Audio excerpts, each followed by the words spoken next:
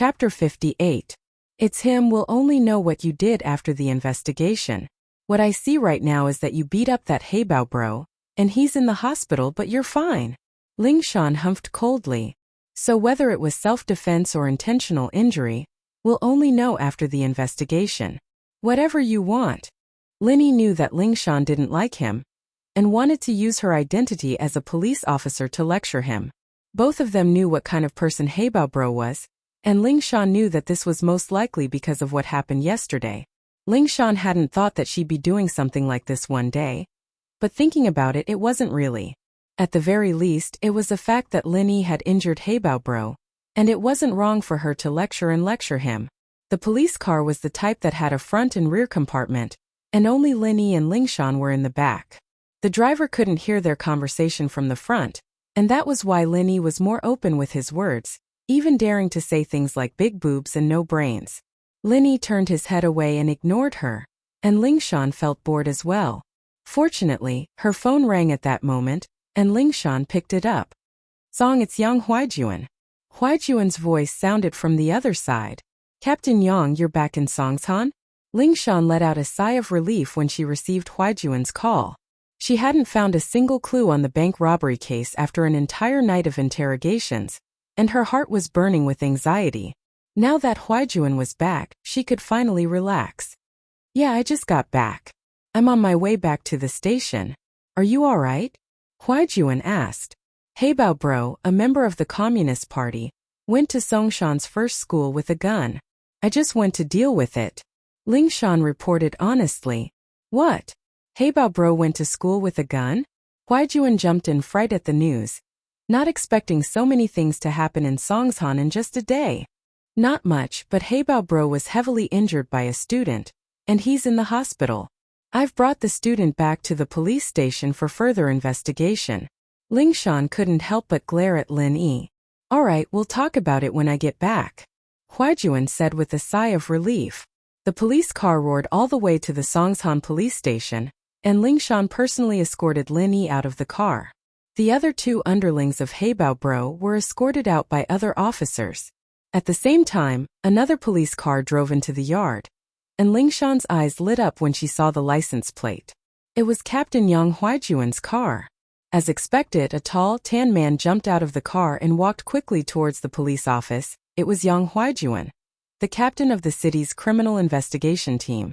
Lin Yi saw Huaijuan at the same time Ling Shan saw him. Why was it him? Lin Yi's pupils shrunk, and he quickly lowered his head. "Captain Yang," Ling Shan said happily as she waved at Huaijuan. Lin Yi really wanted to give this Ling Shan a kick. "Why didn't you bring me to the interrogation room when you got to the police station?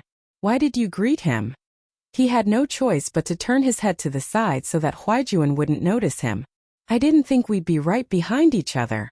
Huaijuan walked over and nodded to Ling Shan with a smile before turning to Lin Yi. "This is the student who hurt Haibao bro?" "That's him." Ling Shan nodded as she looked at Lin Yi, only to see Lin Yi's head drooping down obediently. She couldn't take it anymore. What was the meaning of this? "You were acting all high and mighty in the police car, but now that you're in the police station and Captain Yang, you're behaving like a good boy. Aren't you looking down on people?" Ling Shan humphed coldly at the thought. "Lin Yi, what are you doing? Raise your head and let Captain Yang look at you." "Song, you don't seem to be in a good mood." "He's just a student, have a better attitude." Huaijuan frowned. He saw that Lin Yi was wearing a school uniform, and instinctively didn't think that Lin Yi was a bad guy.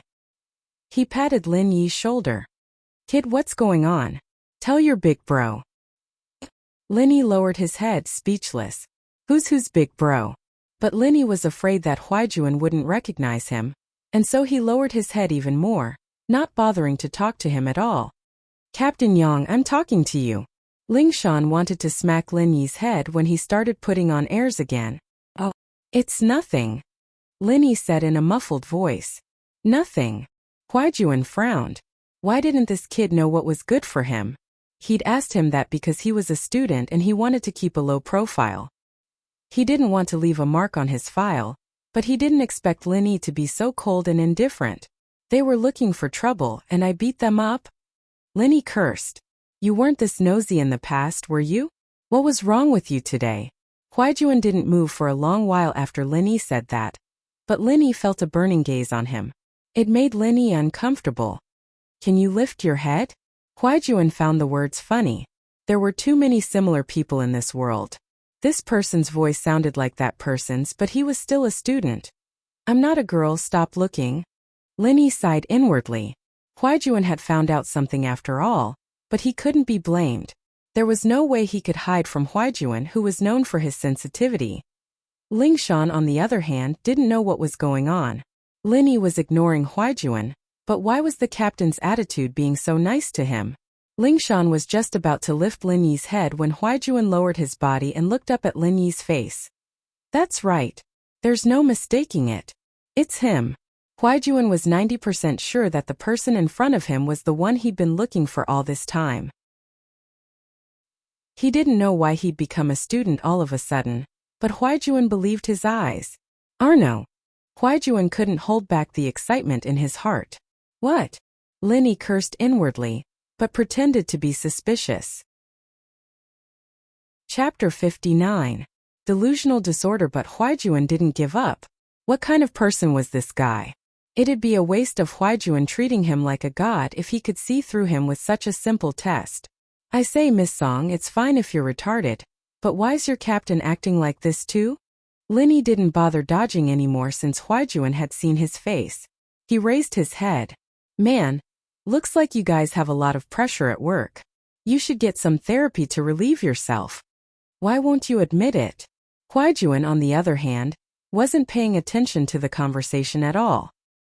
He grabbed Huaijuan's shoulders and started shaking him back and forth. I'm a hound.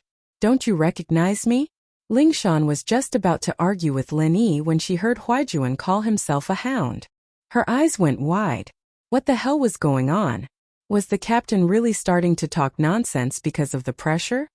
Man, look at that Song girl, he's seriously delusional, imagining himself as an animal.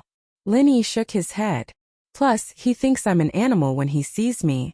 That's right, he thinks I'm an animal. Lingshan's face darkened.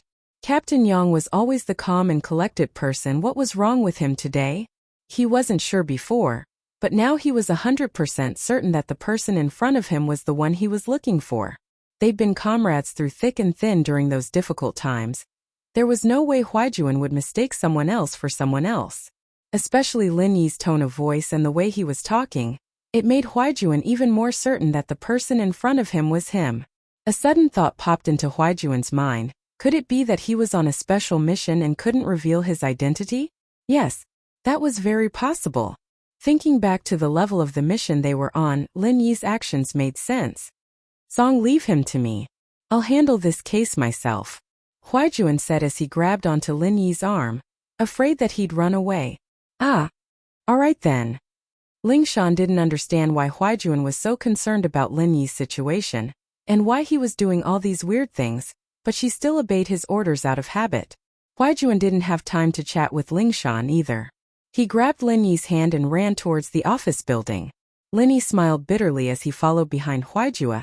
It seemed like they wouldn't be able to escape this. Bang! Huaijuan shut the door and locked it from the inside. Although Huaijuan understood that the man would be able to get out, even if he was thrown into prison. Lin Yi, on the other hand, was quite carefree as he sat on the sofa in Huaijuan's office. Captain Yang, right? What are you trying to do? You need to know that we're locked in an office in broad daylight. If word gets out... Man, I'm still a high school student. Alright, there's no one else here, and my office is soundproof enough. You know that my nickname is Hound, and that means that my detection and anti-detection abilities are very strong. No one's going to be able to put a bug in here without me noticing.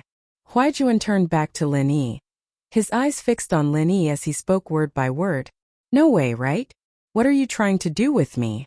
Lin Yi said innocently, his eyes wide open. Stop pretending, Arno. You know what I'm talking about.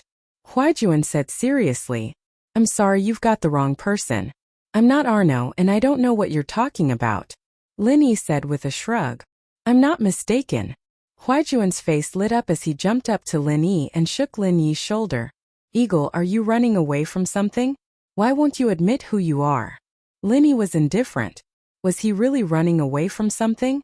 Those years of war, that absolute trust between comrades. That beautiful face, that heartbroken gaze. It made Lin Yi's heart skip a beat. Ning's been looking for you all these years. Huaijuan's face was twisted. Lin Yi's denial was causing his emotions to change as well. Ning. Who's that? Lin Yi felt as if his heart was being pierced by a needle, but on the surface, he maintained a calm expression.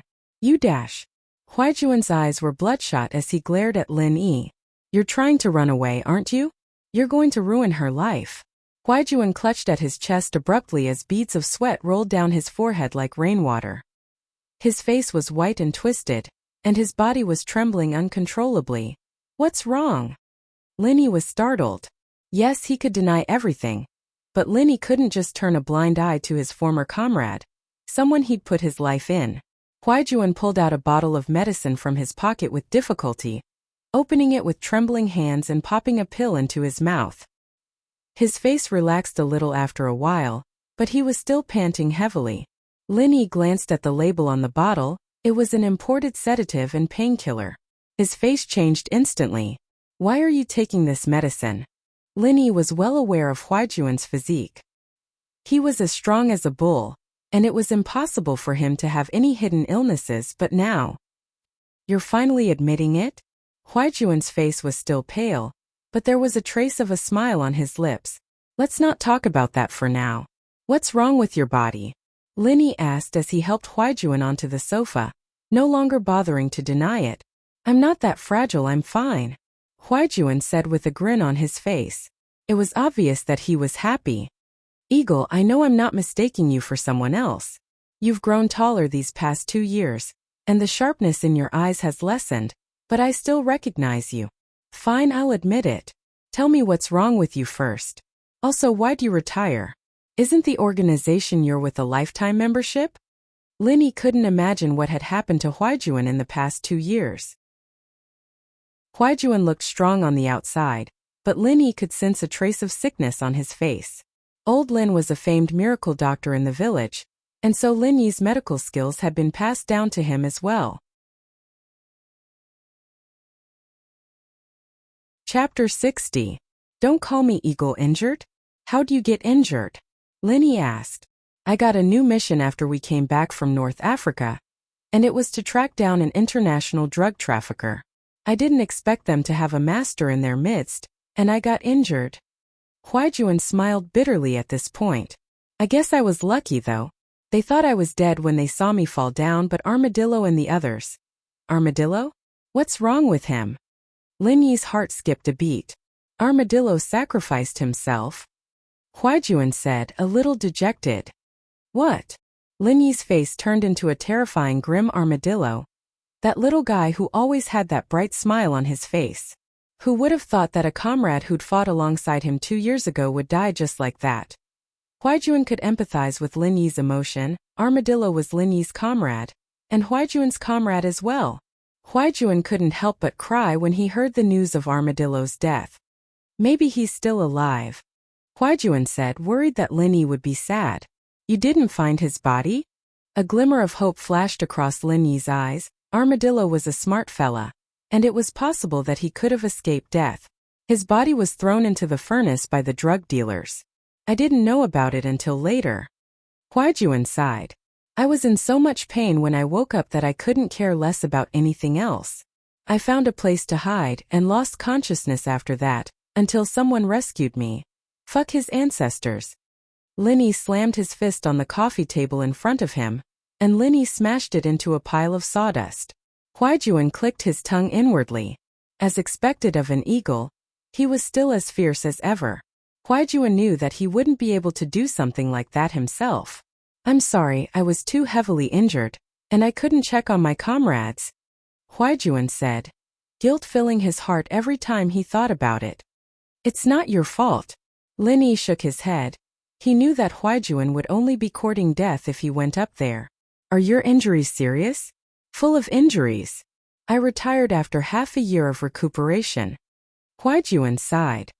Western medicine calls it sequela, Eastern medicine calls it broken meridians. You can't be agitated, and you can't engage in high-intensity work for a long period of time. Moreover, you have to use medication to maintain it. Linny put the pangolin thing to the back of his mind and turned to Huaijuan. Give me your hand. What are you doing? Huaijuan asked curiously, but extended his hand anyway. Let me feel your pulse, Linny said as he placed his hand on Huaijuan's wrist, his expression solemn. You can feel my pulse? No way, Ing, I thought you were good at killing, but you know how to save people? Huaijuan stared at Linny, a little surprised. This was his comrade in arms in a storm of bullets. There's a lot you don't know, Linny said with a smile. What, you don't trust me? Don't trust me? Huaijuan's eyes widened. Of course I trust you. I could have left my back to you on the battlefield. Don't make it sound so mushy, Linny said jokingly, but his heart was getting heavier and heavier. Huaijuan's pulse was bad, and he could feel that his body had recovered, but his internal injuries were still very serious. Many of his organs weren't fully healed yet, and were even showing signs of weakening. How is it? My body's all right, right? Huaijuan asked curiously, seeing that Linny had really felt his pulse. You only use painkillers to solve your problems? Linny didn't answer the question. Yeah, what's wrong with it? Huaijuan asked. Then why aren't you dead yet? Linny said with a frown. Huaijuan was speechless. What the fuck are you cursing me? It's not that I'm cursing you, but you're in a really bad situation right now. The injuries from last time haven't healed at all, and they're getting worse. I don't know how you've been using painkillers for so long, but someone else would have died from the pain a long time ago, Linny said with a serious expression on his face. He wasn't trying to scare Huaijuan, he was just stating a fact. There was no need to lie to someone like Huaijuan. He'd been on the battlefield long ago, and he'd long since given up on life and death. Even if Linny were to tell him that he was going to die tomorrow, Huaijuan wouldn't have much of a reaction. An old Eastern doctor said the same thing, saying that I wouldn't be able to live past 6 months. Look at me, aren't I? As expected, Huaijuan wasn't affected by Linny's words at all. He was stretching his arms and legs in a relaxed manner. He's right, half a year is too much for you. Linny nodded. Eagle, can you stop mocking me? Do I look like someone who's about to die? Huaijuan glared at Linny, a little displeased. My name's Linny, don't call me Eagle, Linny said as he looked at Huaijuan. That's why I said it's a miracle that you're still alive, and it might have something to do with your strong willpower. What's wrong with that? Huaijuan continued. You can still use painkillers to alleviate the pain, but it'll only get worse in the future, Linny said. You might have noticed it by now, but the frequency and dosage of the painkillers has increased. You really know medicine? Huaijuan asked, surprised that Linny had hit the nail on the head. What do you think? Linny said as he let go of Huaijuan's hand. He had a rough idea of what was going on. Huaijuan's situation was very complicated. There was a saying that all medicines had some side effects, and every herb would damage the body's organs to a certain degree. In other words, if Linny were to prescribe a medicine for the heart, it'd affect Huaijuan's spleen or liver, but if he were to prescribe a medicine for the liver, it'd affect his heart or kidney. All in all, there'd be side effects to the other organs no matter which part he treated. It'd be better if he didn't treat it, and it'd only speed up his death.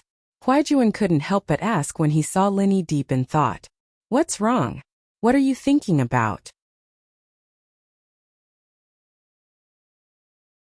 Chapter 61. A girl he'll never forget. Holy shit. Huaijuan slapped his thigh as he looked at Linny. Not bad, not bad. You're the captain of the hounds after all. The army invited the most famous Eastern medicine specialist in the country, Elder Chan Shueji, to see me after I got injured.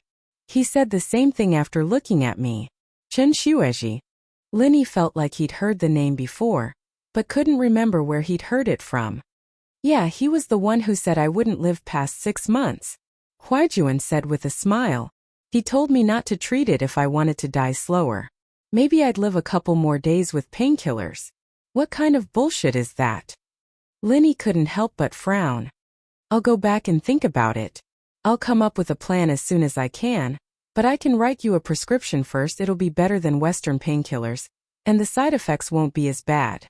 With that, Linny walked over to Huijuan's desk and grabbed a pen and paper. He quickly wrote down a prescription and handed it to Huijuan. You'd better get this prescription yourself. And don't let anyone else know about it. Also, I don't want anyone else to know about my past, so don't bring it up again. It really works? Eagle, you've given me such a big surprise. Huijuan said as he took the prescription from Lin Yi's hands. He stared blankly at the dense list of Eastern medicine names on it. It couldn't have been written randomly. Most people wouldn't even be able to write down the names of the Eastern medicine. I told you don't call me Eagle. I'm Lin Yi. Lin Yi corrected. All right, Lin Yi. Huijuan nodded as he put the prescription away carefully. It was a prescription from his former captain and comrade, and Huijuan trusted it unconditionally. He'd die if he didn't take it, and who knew how long he'd be able to live for. You're really a god, no wonder Xiaoning is so tiny. Hearing this name, the smile on Lin Yi's face suddenly froze. After a long time, he raised his head and said, She still remembers me? She asked about you the last time I saw her. Huijuan said with a nod. Perhaps I'm just casually asking. Lin Yi bitterly smiled. The two of them were people from two different worlds and it was impossible for them to be intertwined. Even if they were to be intertwined, they were destined to be separated. There was no such thing as equality between people. Lin Yi understood this very well. At least for now, Lin Yi didn't have the ability to give her a future. Are you trying to shirk your responsibility?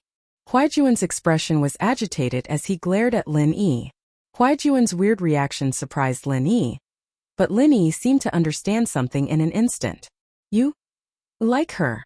Huijuan fell silent under Lin Yi's question. After a while he finally spoke up. There wasn't a single person in the suicide squad who didn't have feelings for her, but this was also an acknowledgement of his thoughts. She's quite a good match for you. Lin Yi knew about Huijuan's parentage. They were a good match, weren't they? What do you mean? Huijuan jumped up as if his foot had been stepped on. He pointed at Lin Yi with a dark expression. What kind of person do you think I am? You can't bully a friend's wife. I, Hound, wouldn't do something like that no matter how much of an asshole I am. She's not my wife. Lin Yi said faintly with a shake of his head. All right, I'm leaving. I'll leave Lingshan's matter to you. I'm sure it won't be a problem. With that, Lin Yi stood up and walked towards the door. I really want to kill you, Huijuan said as he aimed a punch at Lin Yi's back. Lin Yi didn't even turn his head as he grabbed his arm.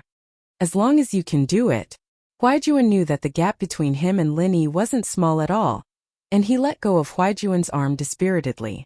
Lin Yi, on the other hand, let go of Huijuan's arm and walked out of the office. Lin Yi's expression didn't change much, but his thoughts couldn't help but wander back to the days of war. The girl he met and parted with in his life. These 2 years, Lin Yi would often wake up from his training at night, sweating profusely every time.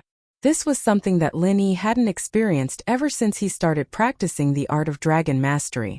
But those melancholy eyes were like a demon in his heart, filling up Lin Yi's nights. Lin Yi couldn't help but wake up from his training every time he saw that sad and resentful gaze. It was a never-ending nightmare. Had he really forgotten about her? Obviously not. She was a girl that any man would never be able to forget for the rest of their lives. But Lin Yi knew very well that her radiance didn't belong to him.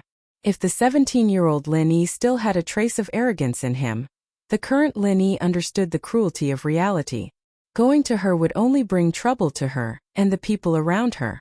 They weren't of the same social class, and a nobody hitting on a princess was bullshit. From the moment Lin Yi was taken away by the police, Chief Chen's phone never stopped ringing. First, it was the headmaster of first school, Ding Binggong. Chief Chen was very careful with Ding Binggong's calls, and promised him that he'd investigate the matter thoroughly. However, the people who called later were getting more and more important. First, it was Peng Zhan's Uncle Fu, and now it was Peng Zhan himself. Chief Chen had no choice but to call Lingshan, urging her to solve the case as soon as possible. She had to be fair and just, and he couldn't let people talk behind his back. But the news he got from Lingshan was that Huijuan had just come back and taken Lin Yi away. Chief Chen had no choice but to call Huijuan again. What? He's released already? Chief Chen was startled. Wasn't this Huijuan a little too fast? Yeah, it was a gang that came to the school to wreak havoc, and it had nothing to do with Lin Yi. I told him to go back after I understood the situation. Huaijuan reported in his usual professional tone, as long as you're fine. Chief Chen sighed in relief.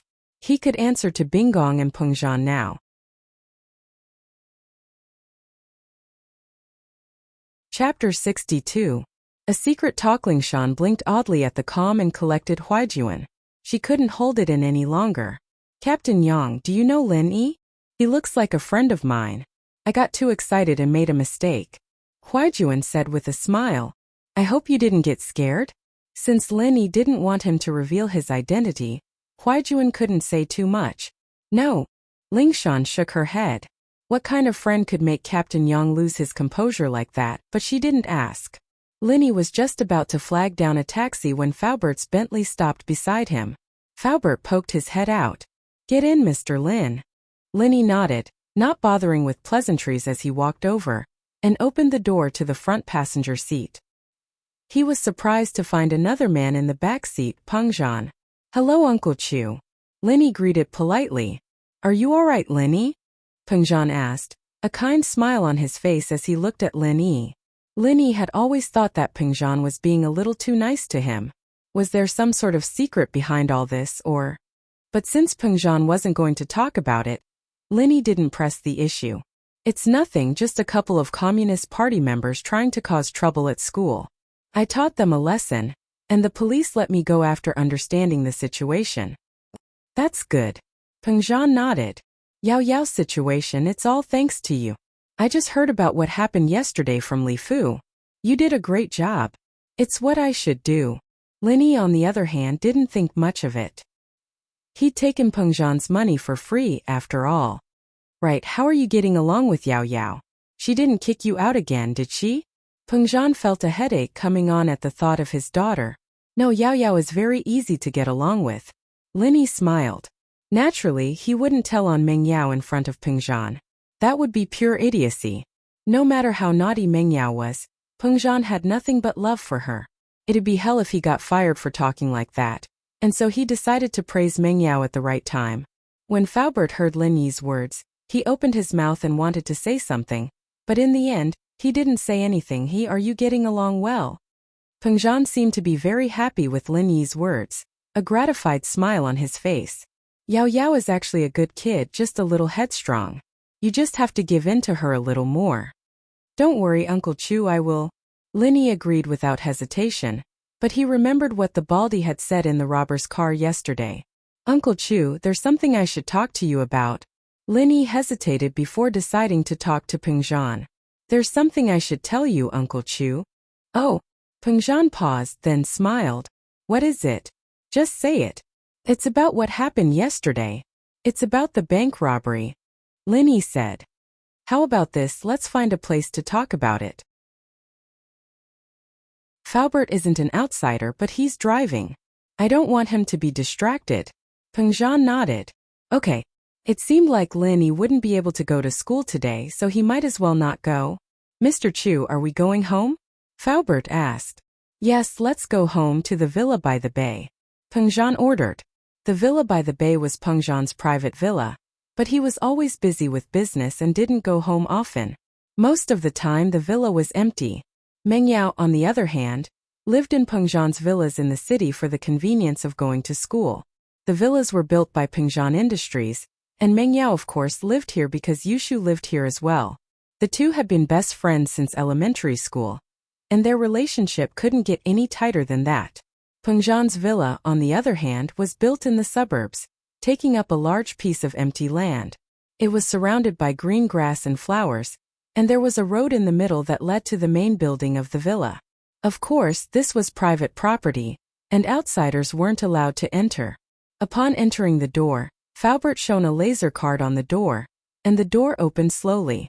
Lin Yi glanced at the brand of the door opener. It should be the most advanced rolling code opening system in the world. Even if the card was lent to someone else, it wouldn't be able to be duplicated. The code between the door opening system and the card was unique, and the MCU in the card calculated the code and fed it back to the door opening system. But it wasn't unbreakable. Of course, Linny didn't mention it, because this was considered very safe for civilians. But if yesterday's incident wasn't investigated properly, then Linny would have to do some security upgrades to Mingyao's villa. He couldn't guarantee that he'd be by Mingyao's side 24 hours a day. The car stopped in front of the villa, and Faubert got out. He opened the door for Pengzhan and Linny, and returned to the car after Linny and Pengzhan got out. Faubert isn't coming in with us? Linny heard from Pengzhan that Faubert wasn't an outsider, so he asked. He's going to park the car in the garage and he'll be back soon. Pengzhan could tell what Linny was thinking, and he patted Linny's shoulder with a smile. Li Fu has been with me for more than 10 years. If there's anything urgent when I'm not around, you can just tell Faubert. Linny nodded. Faubert must be a very trustworthy person if Pengzhan said so. The decorations in the villa couldn't be considered luxurious, but it wasn't the kind of luxurious ones. Instead, it leaned towards elegance and classicalness. It could be seen that Pengzhan was a person with good taste, different from the average nouveau riche.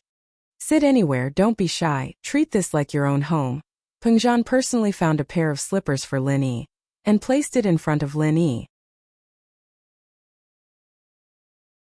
This action, on the other hand, made Linny feel a little flattered. But the more he thought about it, the more he felt that Pengzhan was being too close to him. It didn't seem like he was treating a subordinate like this, but more like he was treating his own family. Thank you, Uncle Chu. Linny didn't act too pretentiously. He put on the slippers after thanking Pengzhan.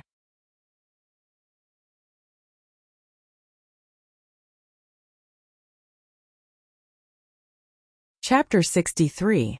The mastermind, alright, let's talk in the study. Pengzhan gestured with his hand as he led Linny to the second floor. The study was at the end of the second floor, perhaps because they didn't want to be disturbed, but there wasn't even a housekeeper in this spacious villa. What difference did it make? Perhaps this villa had once been bustling and glorious, but now it was completely deserted. This was what Linny noticed when he went upstairs. The villa was very clean, but there were signs of wear and tear on the handrails. This meant that someone had lived in this villa for a long time, unlike now where Pengzhan rarely came back once a week. But Linny naturally wouldn't ask about this. This was Pengzhan's family business, and it had nothing to do with Linny. As a result, Linny maintained a calm attitude, unfazed in the face of danger. The wear and tear on the leather chair in the study was proof of that as well. Pengzhan must have sat in this chair a lot in the past. Take a seat, Pengzhan said as he sat down on the leather chair behind the desk. He gestured to Linny. There's a fresher cabinet in the back, there's drinks in there. Take whatever you want. Don't worry, it won't expire. Li Fu will replace it regularly. I'm not thirsty. Linny shook his head. Uncle Chu, let's get down to business first. Alright, let's begin. Pengzhan nodded, signaling for Linny to begin. It's like this, I'm sure you already know that the robbers yesterday weren't after the bank, but Miss Chu? Linny said. I don't understand why they'd go through so much trouble to kidnap Miss Chu. It would have been easier to kidnap her from the school or the villa. Haha, are you trying to remind me to investigate the true purpose of these people? Pengzhan said with a smile. Indeed, you're right, they might have gone through a lot of trouble to kidnap Miss Chu, but they have a reason for it. What reason? Linny didn't think that Pengzhan would have thought of this. It seemed like he was overthinking things. Confused. Pengzhan put away his smile and said seriously, this way, people will think that they didn't kidnap Yao Yao, but used her as a hostage during the bank robbery. These were two different natures that could mislead the police's investigation. This way, the police would see this case as a robbery and not a kidnapping case. This would give the robbers enough time to make their next move. But what I don't understand is, how did they calculate Yao Yao would appear in the bank at that time? I've done some analysis on this. Yesterday, the school instructed everyone to apply for a bank card, so that they can deposit their tuition fees. After school ends, the banks will close for the day. There's only one 24-hour bank in the vicinity, so if Miss Chu wants to apply for a bank card, she'll definitely go to that bank. Linny voiced his thought. He hadn't thought of what Pengzhan had said before, since he didn't know what these people's true intentions were, or what they really wanted. So Pengzhan's words gave Linny an idea. These people are after you? Probably. Pengzhan nodded. This time when I went to negotiate the contract, the other party gave a lot of harsh conditions, and I didn't agree to them. They didn't make any concessions either. They just kept dragging it out, as if they were waiting for something. Now that I think about it, Yao Yao's incident happened at that time and these two things might be related. Oh? Linny raised an eyebrow. So that's the case. No wonder Pengzhan said that these people robbed the bank to mislead the police's investigation. After all, if the direction of the investigation was wrong, the time needed to solve the case would be delayed, and this would give the robbers more time. If what Pengzhan said was true, then as long as the robbers hinted that Meng Yao was in their hands, wouldn't Pengzhan obediently sign that unfair contract? The more I think about it, the more likely it is. It's just that I don't have any evidence. Pengzhan sighed. But at this level, what can evidence do? Who are these people? Linny understood immediately after hearing Pengzhan's words. The robbers must be on par with Pengzhan in terms of strength, otherwise they wouldn't have dared to do something like this. No wonder the Baldy said that he wouldn't let Ma Lu touch Meng Yao other than Meng Yao. He was probably just trying to scare Pengzhan. If Ma Lu really did touch Meng Yao, Pengzhan would probably go all out for revenge. Even if he didn't care about the consequences, it would be a lose-lose situation, and the robbers obviously didn't want that to happen. Linny let out a sigh of relief at the thought. The robbers didn't want to do anything to Meng Yao, so Meng Yao's safety wasn't a problem at all. You don't have to worry about this, I'll take care of it. I Pengzhan am no pushover trying to use this kind of method to force me to submit. Pengzhan paused here and waved his hand. Forget it, let's not talk about this. Just take good care of Yao Yao, remember to give her some love. Her mother left when she was young, and I'm always busy with my business. I lack love. Pengzhan sighed. Her mother left when she was young? Linny sighed to himself. The miss was really pitiful, losing her mother at a young age and having a busy father all day. What was the difference between that and having no parents at all? Linny was an orphan as well, naturally. He could understand the bitterness of the situation. He nodded. Don't worry, Uncle Chu. I can understand Miss Chu's feelings. Forgive me. What an evil word game. When Linny heard Pengzhan say that Meng Yao's mother left, he thought that her mother had passed away. The word left did indeed have that meaning. But in reality, what Pengzhan meant was that the Mrs. Mother had really left, not died. That's why Linny made such a huge mistake. Yes, that's why I asked you to come and keep her company, you too. Forget it, let's not talk about this for now. It's a bit sudden to talk about it now. It's not too late to talk about it in the future. Pengzhan hesitated, deciding to talk to Linny about his father and elder Lin's decision later. He was afraid that Linny wouldn't be able to accept it right now. Linny didn't know what Pengzhan wanted to say, but since he said to talk about it later, Linny couldn't ask anymore. He could only wait for Pengzhan to take the initiative to tell him. Since these people aren't after Miss Chu's life, then I'm relieved. Linny thought to himself. It'd be terrible if the miss died beside him. Not only would he lose his salary, but he'd also have to take responsibility for it. More importantly, no one had died beside him before.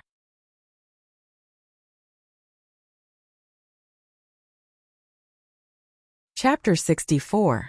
Quick detection. Faubert's voice came from outside the study not long after the two were done talking about Meng Yao's family.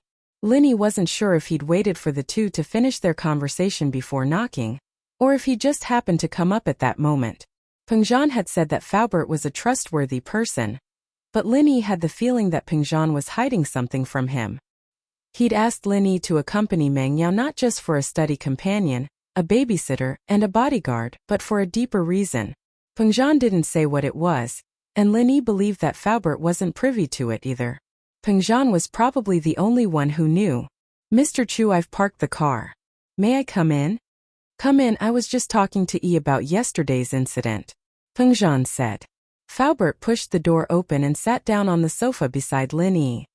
We were talking about why the kidnappers chose the bank earlier. And he said that it's because the school requires every student to get a bank card to save their tuition and fees. Pengzhan continued the topic when he saw Faubert come in. From this, we can see that there's someone in Yao Yao's school. The kidnappers wouldn't have chosen this time to rob a bank. Yes. Linny nodded. That's what I was thinking too. Besides, I think this person should be a staff member of the school, not a student. Only a staff member would know about these things beforehand, and by the time the students knew about it, it'd already be time for school to end. It'd be too late for the kidnappers to make preparations. Not bad. Peng Zhan nodded approvingly, pleased with Lin Yi's intelligence. I'll look into the school as well. But, never mind, let's not talk about that. What, is there a problem? Isn't Uncle Chu one of the directors of the school? Lin Yi asked curiously. Shouldn't it be easier for Peng Zhan to look into things in the school? I'm a trustee, yes, but there are 3 trustees in the school, and each of them owns a portion of the school's shares. You can imagine how difficult it would be to investigate. Peng Zhan didn't hide it from Lin Yi, since it wasn't anything confidential. I see. I'll keep an eye out when I go to school then, Lin Yi said after listening to Peng Zhan's explanation. At this point, Lin Yi had a general idea of what was going on. The kidnappers didn't want Meng Yao for money or her life, but they wanted to use Meng Yao to force Peng Zhan to compromise on their business partnership. Moreover, the kidnappers did not choose other places to carry out the kidnapping completely to confuse the police and delay time. If Peng Zhan's daughter had been kidnapped, one could only imagine how much effort the police would put into searching for the kidnappers. Meng Yao would have been found by the police before they could achieve their goal. It was true that Huaijuan had taken over the bank robbery case as soon as he'd returned to the criminal police, but the case was a piece of cake for Huaijuan. Huaijuan made a call to the city's command center and pulled up the surveillance footage from the streets around the bank yesterday. Ling Shan only realized how stupid she was at this point. Digital Qingguan had only been used in Songshan for less than a month, but Huaijuan's sharp senses had memorized all this information. Digital Qingguan, also known as digital city management, referred to the use of information technology and mobile communication technology to process, analyze, and manage all of the city's components and incidents. It was an information technology that promoted the modernization of city management. The city management department had installed surveillance cameras on every main street, monitoring the area around the clock to monitor the sanitation, traffic flow, and so on. Ling Shan had thought of going to the traffic police to get the recordings, but unfortunately, the traffic police's recording equipment only worked when the traffic lights were red, and they could only record cars that broke the rules. The equipment was off at other times. Ling Shan had no choice but to give up. What she didn't expect was for Huaijuan to think of using the surveillance footage to solve the case. It seemed simple enough, but it only meant one thing: she wasn't careful enough. Things that seemed to be insignificant to the job often played an unexpected role at the critical moment. With the surveillance video, everything became much easier. Because the city management's round-the-clock surveillance camera had just been activated recently, it was still in the trial stage. Not many people knew about it, so the kidnappers couldn't possibly know about it. In fact, they didn't know about it either. On the road that Zhang Xiaohang was responsible for, not long after the first Song A74110 car left, a second commercial van with the license plate of Song A74110 passed by. Without a doubt, this was the car that the robbers were in. What happened next was that they followed the clues and locked onto the approximate location of the kidnapper's car. The reason for the approximate location was because the surveillance cameras were only installed in the city, and not in some of the more secluded streets. They could only use the footage to determine the location of the kidnappers. But even so, it was more than enough. The search was much easier now that the area had been narrowed down to a certain extent. Pin Liang had been in a state of panic the entire day. He didn't think that a country bumpkin transfer student would be this strong. He'd been pissed off yesterday, and now he'd beaten up one of the school's bosses, Zhou Ruoming. He'd thought that Zhou Ruoming was going to die a horrible death, but it was Heibao Bro he'd found that got beaten up. Pin Liang finally understood the difference in strength. Heibao Bro couldn't beat Lin Yi even with a gun, so what could he possibly do? But he couldn't act too weak in front of Naipeo and Xiaofu too. He hated Lin Yi to the bone, but he was also scared to the bone. Normal methods wouldn't work on Lin Yi, and he'd have to think of something else if he wanted revenge. Liang Bro, why's this Lin Yi so strong? Xiaofu said, a little displeased. But isn't that Heibao Bro a little too weak? I thought he'd be more capable, but he's about the same as us yesterday. Yeah, he's such a coward with a gun. If I were him, I'd shoot that Linny kid. Naipeo said angrily. Xiaofu and Naipeo had never been in the underworld before, and they'd only heard Pinliang talk about how strong Heibao Bro was. They didn't think much of it after seeing him today.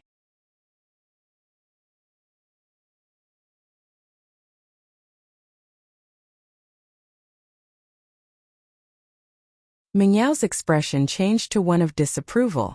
All right. Then I'll go after him. Don't regret it later. Yushu said with a serious face. Who'll regret it, haha? Mingyao shook her head nonchalantly, but the words made her feel a little uncomfortable. She didn't know why, but it made her feel uneasy. I'm lying. Haha. Yushu didn't continue after seeing that she wasn't teasing Mingyao. I just don't like Lingshan. She can't touch one of our people if she wants to. Yeah. Linny may be my follower, but he's still one of my people. Mingyao didn't know why, but she let out a sigh of relief after hearing Yushu's explanation. It was an inexplicable feeling, but Mingyao didn't think too much about it. Pinliang looked calm and collected in front of Naipeo and Xiaofu, but he was actually more afraid than anyone else. It wasn't that he was afraid of Lin Yi's revenge, but that Heibao Bro would drag him out of the police station. He'd become the mastermind of the whole thing, and who knew if he'd be dragged into this. His father would definitely punish him severely, and he might even have to transfer schools. Pinliang was getting more and more annoyed when he saw Mingyao and Yushu talking and laughing not too far away. He was a famous person in the school, but he didn't even have a girlfriend. What a joke. Zhou Ruoming, on the other hand, had gone through so many girlfriends by now that he was a tyrant in the school. He heard that he was going after some commoner beauty, Tang Yun. Truth be told, Pinliang only started paying attention to Tang Yun after hearing that Zhou Ruoming was going after her. She was a beautiful girl, and although she was wearing a school uniform, it couldn't hide her beauty. Compared to princesses like Mingyao and Yushu, however, she was still a little lacking. Mingyao and Yushu were from prestigious families, and they had luxurious cars to and from school. Tang Yun, on the other hand, wasn't as eye-catching as Mingyao and Yushu. Mingyao and Yushu were from prestigious families, and they had luxurious cars to and from school. Tang Yun, on the other hand, wasn't that eye-catching. Her body was even better than Mingyao and Yushu's, but Mingyao and Yushu's statuses were higher than theirs. Pinliang, on the other hand, wasn't afraid of other flies getting to her first. In this school, he was the only one who dared to go after Mingyao. As a result, Pinliang wasn't in a rush. He had enough patience to take Mingyao down. It was just that Lin Yi's appearance had ruined his original plan. He'd called Heibao Bro to school in a fit of rage, not caring about the consequences, and even more so when Heibao Bro pulled out his gun. Everything had changed in an instant, from a gangster wreaking havoc in school to a gang member with a gun. Pinliang was afraid that Heibao Bro wouldn't be able to take it anymore. And if that happened, he might not even be able to stay in school, let alone pursue Mingyao. Lin Yi walked out of the police station and looked at his phone. It was already 11 in the afternoon. There weren't any classes at this time, and he was worried about Huaijuan's injury. He'd come in a hurry, and he hadn't brought any Eastern medicine books with him. Lin Yi hesitated and hailed a taxi. To the biggest bookstore in the city. Young man, the biggest bookstores in the city are Xinhua Bookstore and Shuahai Bookstore. They're about the same size, but what kind of books are you looking for? The taxi driver asked. Oh, what's the difference between the two bookstores? I'm looking for medical books. Lin Yi's old man had brought his books back from the city, and he'd never bought them himself.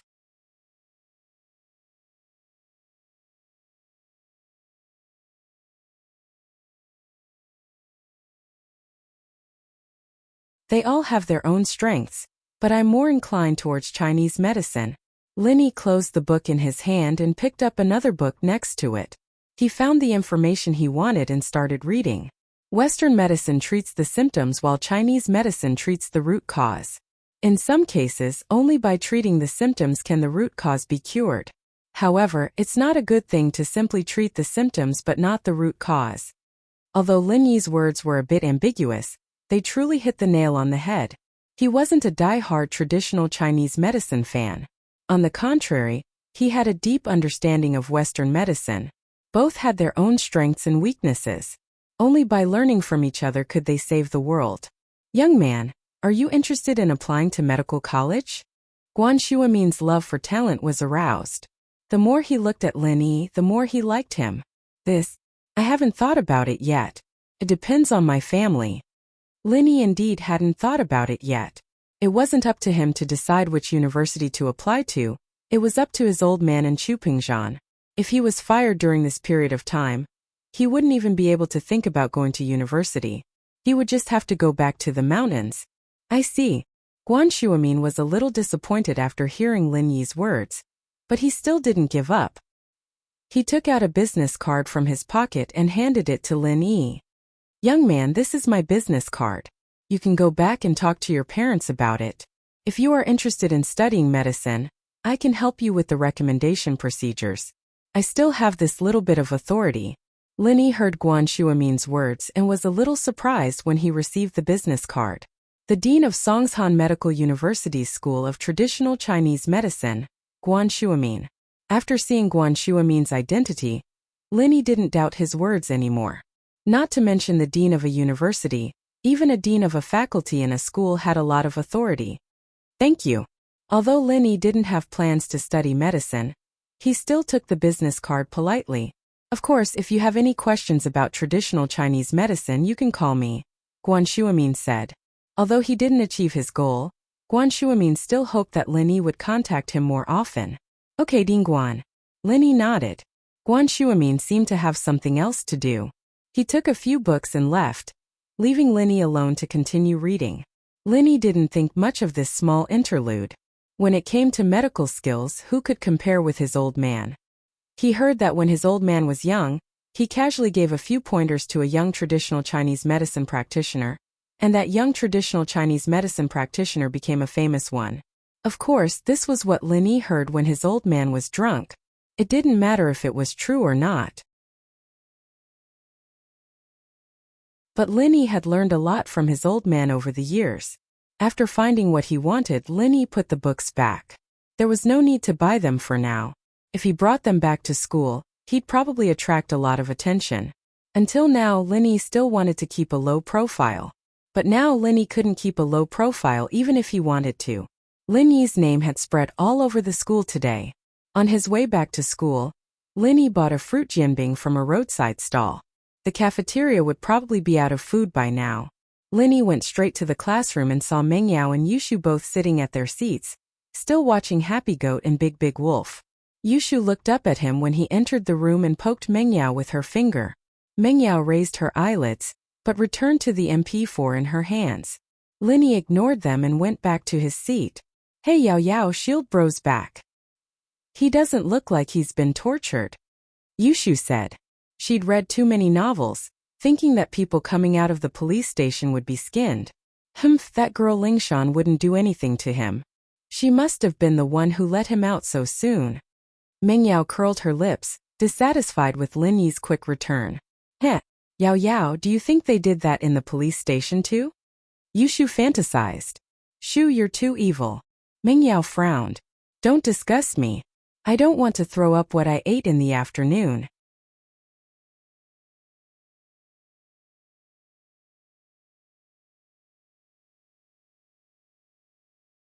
Chapter 67. Changing classes? Boss, are you alright? Kong Xiaobo had been in a state of shock the entire morning. The past 2 days had been the most manly he'd ever been in his life. Kong Xiaobo had once seen a post on the internet about things a man should do before the age of 30, one of which was to get into a fight. Kong Xiaobo had thought that he wouldn't be able to do it, but it happened right before the college entrance exams. Kong Xiaobo was in a bad mood during recess, and almost went to the police station with Lin Yi, but Lin Yi stopped him in time with a glance. Lin Yi didn't mind anymore. He was here on a mission from old Lin anymore. It was a mission that didn't make any sense to him. Going to school was secondary, but Kong Xiaobo was different. If this incident were to leave a stain on his life record, it'd be something that would last for a lifetime. It's fine. The police figured it out pretty quickly. Heibao got gangsters to mess with the school. Lin Yi noticed Pinliang's ears pricking up as he spoke. He couldn't help but find it funny. The kid was probably afraid that Heibao would bite him out, wasn't he? That's good. Kong Xiaobo let out a sigh of relief. He didn't go to the police station with Linny in the morning, because he was afraid that Linny would blame him for being disloyal. Now that Linny was fine, he was naturally happy. Boss, I'll treat you to something after school. It'll help you get over the shock? After school? We'll talk about it then. Linny glanced at Meng Yao, who was in front of him. He had to go back with them after school. The first class in the afternoon was Ms. Lu's class. Ms. Lu evidently knew that the incident this morning had something to do with Pinliang, but she didn't bring it up. After all, it was best to minimize the incident as much as possible. She didn't want the other students to be affected. The monthly exams are coming up, so let's do a little quiz today. Teacher Lu divided the test papers in her hands into stacks, and then distributed them to the students in the front row of each group. She told them to pass them down in turn. In the third year of high school, there was basically a small test every 2 days and a big test every Monday. Many people were already used to it. Although what happened in the morning brought a ripple to the dull and boring study life, there was no extra time to think about things that had nothing to do with study in the short term of high school life. Although what happened in the morning brought endless shock to the first and second year students, for the third year students, it was just a small interlude in their intense study. Of course, the few delinquents who didn't study were an exception. It was an English test paper that was passed to Lin Yi. English was Lin Yi's strong suit. Lin Yi was not only proficient in English, but he was also proficient in many languages around the world. This was also a requirement for the mission. Lin Yi didn't want to show off too much. In this key class of a key high school, maintaining an average standard was enough to get into a good university, so Lin Yi didn't need his results to be too good. After all, it was to accompany Meng Yao to study, and he didn't know when he would finish. So when Lin Yi answered the questions, he purposely made some mistakes and asked Kong Xiaobo to help him hand it in after class. Boss, how was the test? The questions were pretty hard this time. There were a lot of new words that I've never seen before. Kong Xiaobo's results weren't outstanding, it was just average. It's just a so-so. Lin Yi smiled, not too good. The education in the city is definitely better than in the village, so the questions will be more difficult. Kong Xiaobo thought that Lin Yi wasn't used to it yet, so he comforted him. It'll be fine once you get used to it. Okay, Lin Yi nodded. He couldn't explain much to Kong Xiaobo. Although Lin Yi felt that Kong Xiaobo was a good friend, he couldn't tell him about his own matters. After all, they weren't from the same world. During the second class in the afternoon, someone from the teaching office came to inform them that Jifeng was looking for Lin Yi, Pinliang, Gao Xiaofu, and Naipeo. Lin Yi didn't say anything and walked out of the classroom. Kong Xiaobo, on the other hand, was worried that the school would punish Lin Yi because of this. After all, it wouldn't be worth it if he got punished when he was about to graduate. But Lin Yi didn't think that way. First, he had something on Jifeng, and second, he was just accompanying the princess to study. The files were all fake, so he didn't care if they punished him or not. Pinliang's expression changed as he stood up after some hesitation. Xiaofu and Naipeo followed suit, walking out of the room as well. Pinliang stopped at the door and said to the two, "If Jifeng asks about what happened this morning, we'll just say we don't know anything. Just say that Heibao Bro doesn't know what happened with Lin Yi, and that we only know Heibao Bro. He asked us who Lin Yi was, so we pointed it out to him. The rest has nothing to do with us." Gao Xiaofu and Zhang Naipeo were worried that the school would punish them because of this. After all, their family backgrounds weren't as strong as Pinliang's. Pinliang might be fine, but they might become the scapegoats. They nodded immediately upon hearing Pinliang's order. Pinliang looked at Lin Yi's back and clenched his fists hatefully. He'd lost so much face today, and it was all because of this transfer student. He didn't expect Lin Yi to be this strong. It seemed like his usual method of talking with his fists wasn't working anymore. Jifeng, on the other hand, knew that Pinliang and the others were making things up after listening to their story. He'd already gotten news from the police that Heibao was the security captain of Pinliang's father's nightclub. A security captain coming to school to cause trouble for Lin Yi? Jifeng wouldn't believe that this had nothing to do with Pinliang, but he'd asked the principal for permission, and because of Pinliang's family background, he decided to keep it low-key. Heibao had already taken responsibility for everything at the police station, and Jifeng didn't need to offend anyone anymore. He told Pinliang and the others a few words before letting them go. When only Linny was left, Jifeng didn't ask about what happened this morning. It was obvious that Linny had nothing to do with it, so there was no need for him to ask.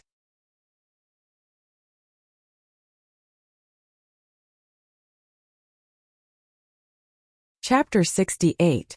Bold and visionary words. Jifeng knew that Pingzhan had introduced Lin Yi to the school, and so he wanted to use this opportunity to get on Lin Yi's good side. After all, the 12th class wasn't just the 12th class, but the 12th class was also the 12th class. Moving Lin Yi to the 6th class would help him avoid further conflicts with Pinliang. Lin Yi couldn't help but laugh at the word. The guy was afraid that Pinliang and the others would cause trouble for him again. But Lin Yi's true goal was to keep Mengyao company. If Mengyao didn't change classes, he wouldn't be able to do so. Besides, Lin Yi didn't really care about Pinliang and the other clowns. They wouldn't dare cause trouble in front of him anymore. Thank you, Mr. Wang. I'm doing fine in this class. I just got used to the environment, and I don't want to change. Lin Yi rejected Wang Jifeng's kind intentions. I see. All right then. Don't be too rash in the future. Just report to the school first. The school will take care of it. Wang Jifeng didn't say anything else after Lin Yi's insistence. It seemed that Pinliang and the others would behave themselves for a while after this incident. The English test results came out during the night study session, as expected of an important class in an important school. Even when Kong Xiaobo said that the test was a bit difficult, the total score was 150. There were quite a few students who scored above 130. Kong Xiaobo scored 111, and Lin Yi scored 109. Naturally, Lin Yi did it on purpose. He just wanted his results to be below average in class. He didn't need to draw attention to himself. What surprised Lin Yi, however, was the fact that Mengyao and Yushu had taken up 2 spots among the students who scored above 130. It seemed that these 2 rich girls weren't idiots after all. Lin Yi thought to himself, "Boss, not bad. Your first exam result is not bad."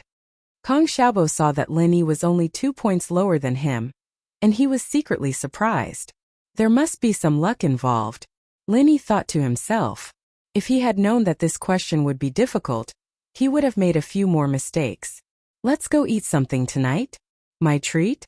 Kong Xiaobo had talked to Lin Yi about this at noon, but Lin Yi did not agree at that time and said that they would talk about it at night.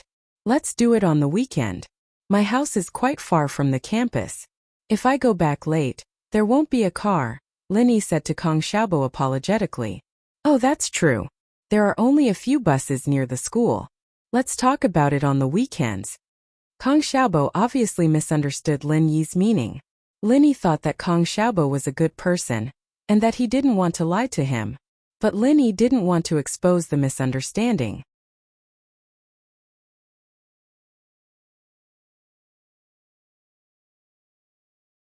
Lin Yi really did mean that Mingyao's villa was quite far from the school, and Faubert's car wouldn't be waiting for him all the time.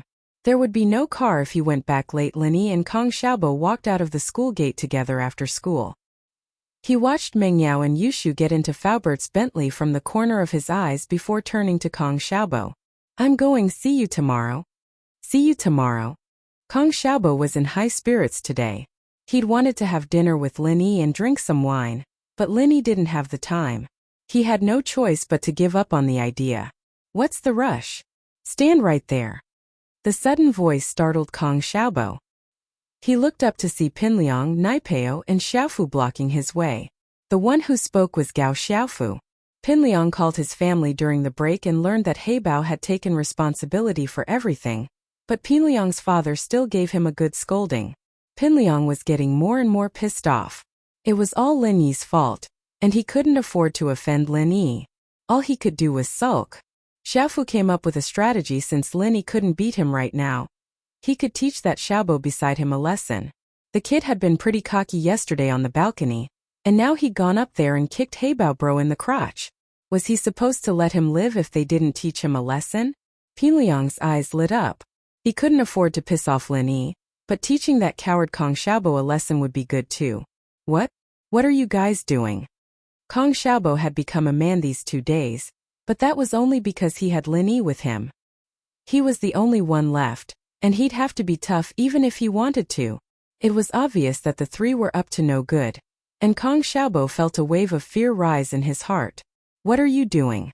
Don't you know what you've been doing these 2 days? Pinliang smiled coldly as he reached out and patted Kong Xiaobo's face. Kong Xiaobo, I never knew that you were a hidden character. What did I do? Kong Xiaobo knew that even if he begged for mercy, it wouldn't do anything. Since he was already enemies with Pinliang, he might as well go all the way.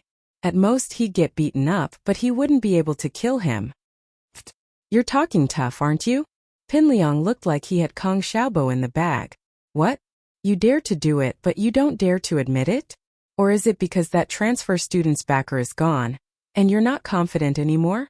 Pinliang was finally able to vent his anger, but he felt a little sullen when he thought about it. He had to bully a normal student to vent his anger. Kong Xiaobo knew that he wouldn't be able to avoid the beating today. He was going to die either way, and he straightened his neck. Pinliang, if you touch me today, I'll pay you back 10-fold, 100-fold. Come at me if you dare. With that, Kong Xiaobo closed his eyes, looking like he was going to die a martyr's death.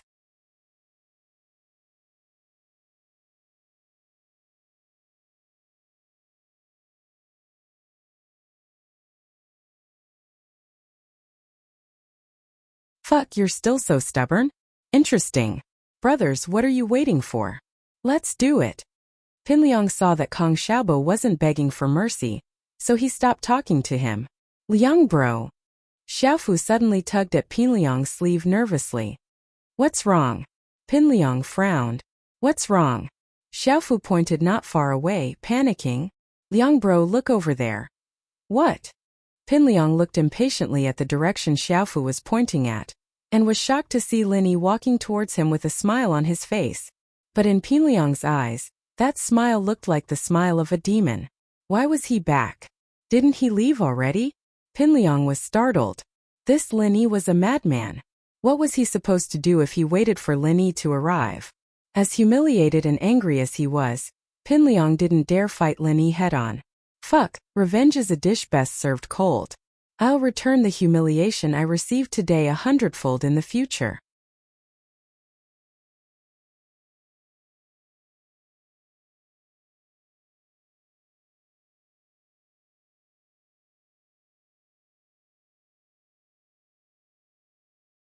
Chapter 69.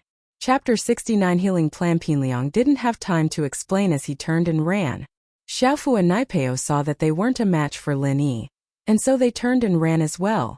Kong Xiaobo closed his eyes and stiffened his neck, ready to die a martyr's death. He waited for a long time, but Pinliang didn't move at all. He opened his eyes, confused, only to see the three running like rabbits, disappearing into a puff of smoke. Ah! Kong Xiaobo froze. What the hell was going on? Could it be that when he'd shaken his body, unleashed his king's aura, and said I'll pay them back 10 times, 100 times in the future, he'd scared Pinliang and the others away? Couldn't be, could it?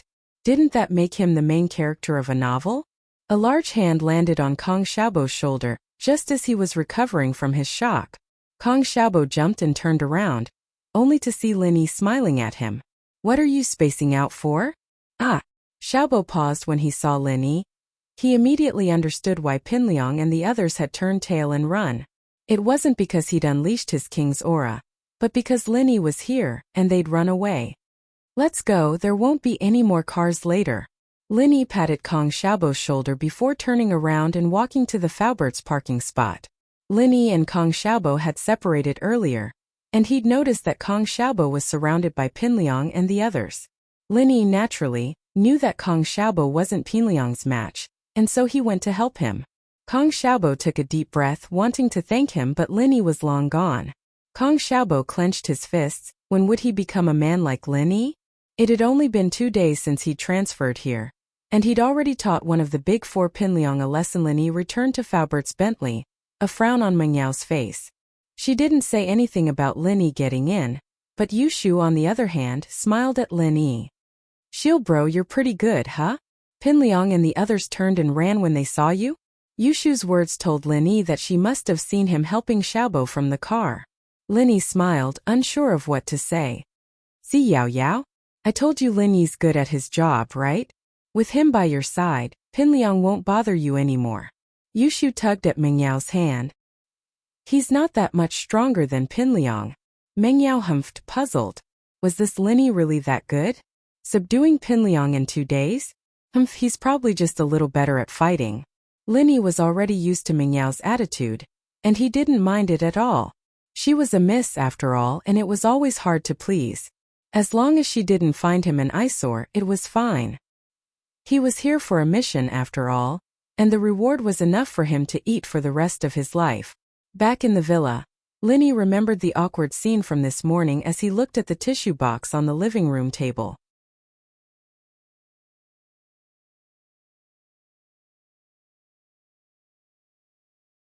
Yushu was looking at him suspiciously, and Lin Yi knew that this wasn't good.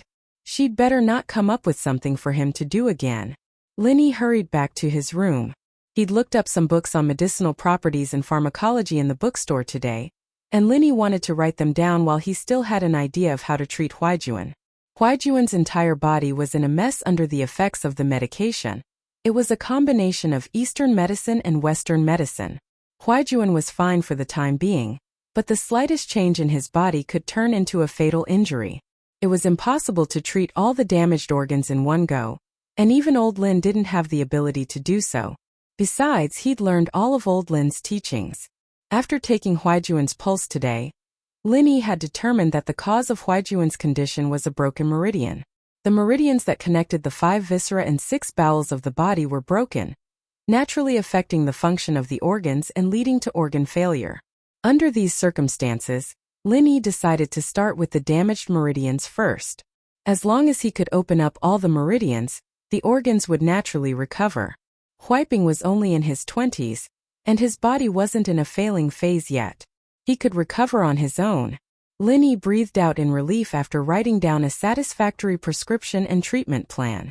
Although Lin Yi was confident that he could help Huaijuan recover, he was still a little worried before he could come up with a feasible treatment plan.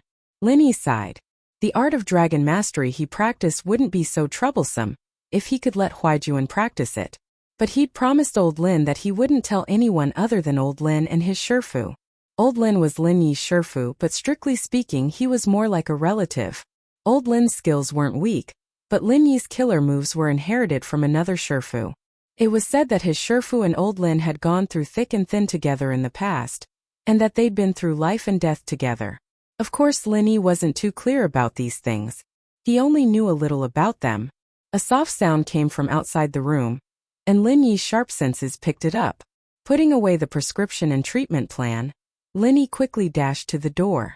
But Lin Yi breathed a sigh of relief. It was Faubert delivering dinner, and that sound was probably Faubert opening the door. Lin Yi opened the door and walked out. Faubert. Mr. Lin, dinner's ready. Faubert nodded to Lin Yi with a smile. Faubert left quickly after delivering dinner, and Mengyao locked the villa's door. She glanced at Lin Yi, who was walking back to his room after helping Yushu lay out the food. She wanted to ask him to join them, but swallowed the words back down her throat. Lin Yi was already in his room while she was hesitating. Forget it if you don't want to eat.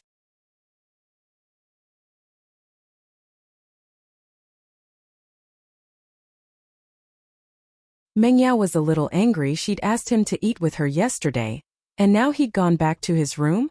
Lin Yi would have screamed injustice if he knew what Mengyao was thinking, and it was precisely because he was worried that the little miss wouldn't be agreed. He'd helped Yushu lay out the food and went back to his room, waiting for the two of them to finish eating before he went back to his room. Lin Yi didn't mind the two anymore. It was just like Kong Xiaobo said. There was a line of boys who wanted to eat Mengyao and Yushu's leftovers at school. You're not going to ask Shield Bro? Yushu had wanted to ask Lin Yi to eat with her, but she wasn't sure if Mengyao would agree. Ignore him, we'll eat. Mengyao said angrily at the thought. Oh, Yushu said as she picked up her chopsticks.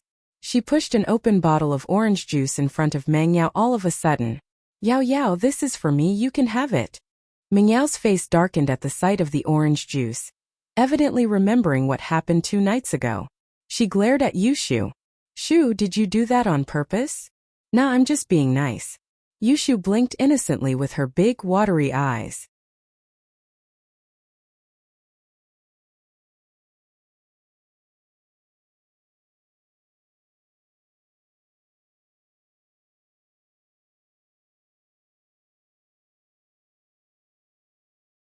Chapter 70. Chapter 70. Lin Yi's weakness. Mingyao and Yushu couldn't really eat much after all. Before Lin Yi came, they'd always be left with more than 3/4 of their food. But for the sake of balanced nutrition, Faubert still stuck to 4 dishes and 1 soup every day, with at least 3 dishes and 1 soup.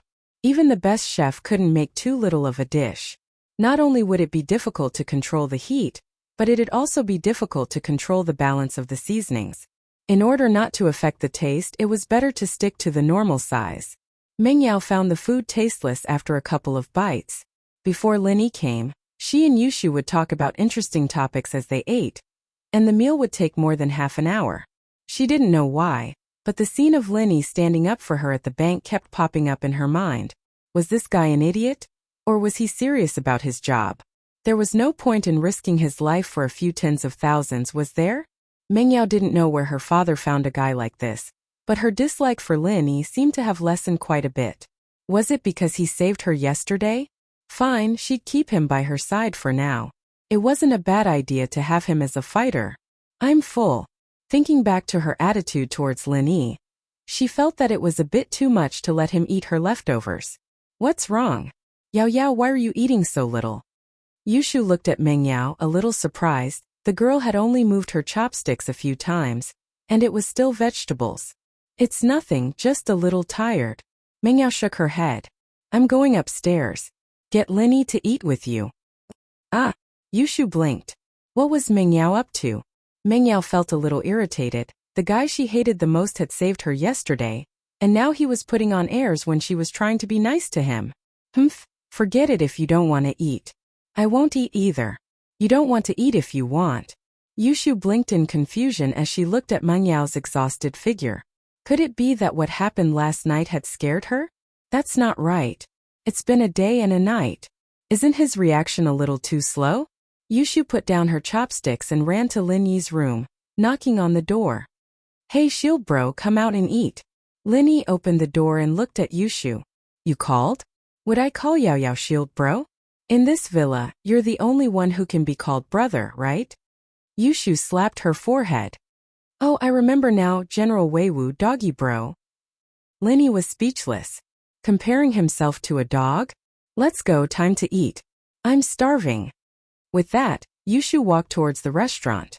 Lin Yi looked at the restaurant, but Mingyao wasn't there. He followed Yushu and puzzled. Where's the miss? You said Yao Yao? She said she wasn't hungry, so she took 2 bites and went upstairs. With that, Yushu pointed at the seat Mingyao had been sitting at. Sit, hurry up and eat.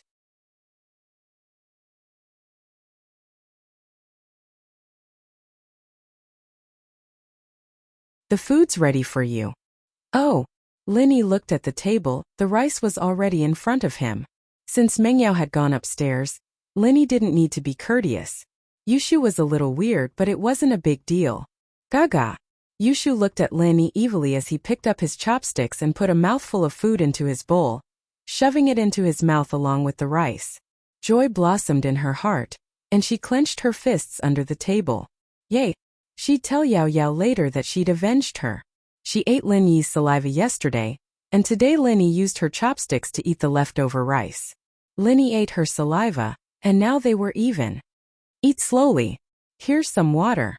Yushu handed the orange juice to Lin Yi. Oh thanks. Lin Yi really did feel like he was choking at Yushu's words. He took 2 sips of the orange juice and realized something was wrong. This orange juice. Oh, Mingyao left after 2 sips and I didn't want to waste it, so I gave it to you. Yushu said innocently as she looked at Lin Yi. Right, you wouldn't dislike her, would you? You wouldn't go rinse your mouth and vomit too, would you? Oh. Lin Yi replied, expressionless. He knew that Yushu was doing it on purpose, but it wasn't a big deal to Lin Yi.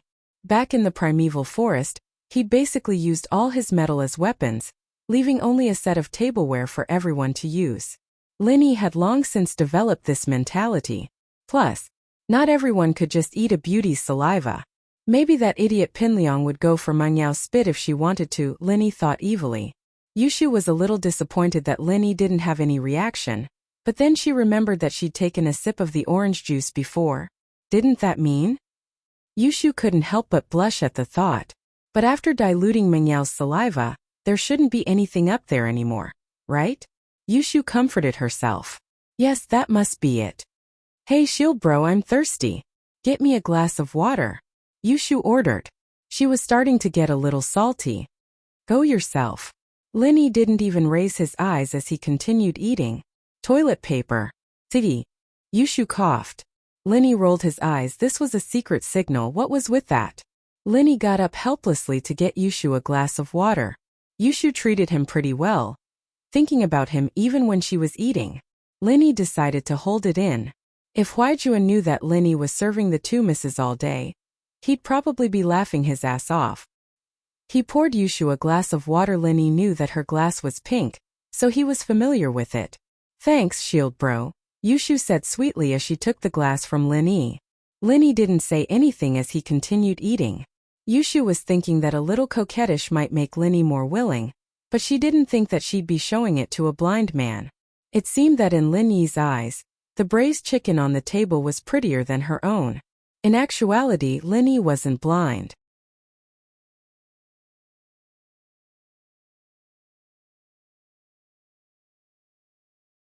Who wouldn't be tempted by a beauty in front of him? But he was here on a mission, and this was just a short reunion. After the mission was over, everyone would go their separate ways, and they might not meet again for the rest of their lives. Linny didn't want to leave too many emotional ties behind. Besides, he was arranged by Pengzhan to accompany Mengyao to school. What would happen if he messed with Mengyao's best friend? One shouldn't be too much of a jerk.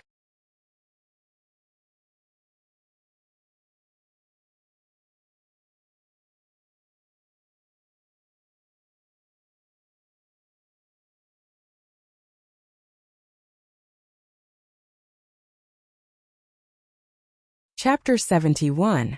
Chapter 71. The mysterious Jade. Linny went to clean the table after dinner. Faubert used to take away the food containers the next morning, and someone would clean them up when they got to the hotel. Linny, however, didn't like the greasy ones and decided to clean them up. Shield bro, you're a good family man. Whoever marries you will be in luck. I'm going upstairs. Yushu encouraged Linny before going upstairs. Marry me? Linny felt a chill run down his spine. His first thought was that this girl had some sort of male chauvinist fetish. But Linny was used to Yushu's weird antics anymore. He didn't say anything about it. Linny put the containers back into the plastic bag before turning off the lights and heading to his room. The second 5-year period was drawing near, and Linny was starting to get impatient. His body had changed a lot after practicing the first stage of the art of dragon mastery, and his meridians were firmer than before. His agility were a lot better than a normal person's as well. In the eyes of a normal person, he'd be a master amongst masters, but this only made Linny more expected. If the first stage was already like that, then what would the second and third stages be like? Besides, what other things would there be behind the stone door of the cave, other than the subsequent parts of the art of dragon mastery? Linny touched the jade pendant in front of his chest. Just this pendant alone was enough to bring him endless benefit. If there were other things behind the stone door, just the thought of it excited him. He'd even saved the lives of his comrades and himself many times with just this pendant. Linny still hadn't fully grasped the function of the pendant yet, but the pendant's ability was very mystical. It was as if it could read his thought. If someone wanted to harm him within a certain range, the pendant would send him a signal, letting him know in advance. It was because of this that Linny and his comrades were able to survive the rain of bullets in the primordial forest time and time again. This was the jade pendant's early warning function. Another function of the jade pendant was that if there was someone who he had seen before and had tried to harm him within a certain range of him, even if that person concealed his murderous intent and did not release any malicious intent towards Linny for the time being, Linny could use the jade pendant's signal to gradually lock onto that person's existence. The closer he got to this person, the stronger the signal from the jade pendant. In the end, battles between experts would often turn into sneak attacks and assassinations. If the first strike failed, they would quickly retreat. They would not engage in a prolonged battle. Those who had fought with Linny once, even if they escaped under the cover of Linny, were still somehow found and killed by Linny. As a result, Linny's teammates called him Eagle.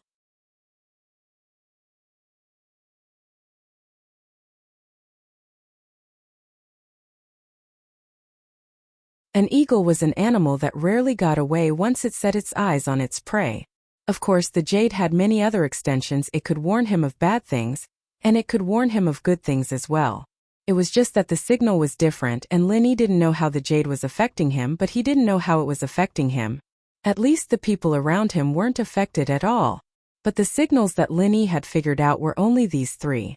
Under other circumstances, the jade would also send out other signals, but Linny didn't know what they meant. Nor did he know what triggered the reaction from the jade. Yushu went upstairs and pushed open the door to Mingyao's room. Mingyao was curled up on the bed eating chips, an English textbook on her lap, marking today's exam papers. Eating too many snacks will affect your growth? Yushu looked at Mingyao with a smile, remembering what happened to Linny before. Her smile widened. What are you smiling at? Mingyao was confused by Yushu's smile, feeling uncomfortable all over. She looked at herself from head to toe, but didn't see anything wrong with her. Wasn't it just a bag of chips? Was Yushu mocking her chest for not being as big as Mingyao's? Yao Yao, let me tell you something fun. I've avenged you. Yushu sat on the bed sneakily, snatching the bag of chips from Mingyao's hands. Didn't you say that eating snacks will affect your growth? Mingyao glared at her. What revenge? Why are you being so secretive? I've developed very well. My height is very balanced already. Yushu popped a chip into her mouth nonchalantly. I called Shield Bro over for dinner after you left just now. You know what? Then I told him to sit at your seat, told him that I've already filled his bowl and he ate it. What's wrong with that?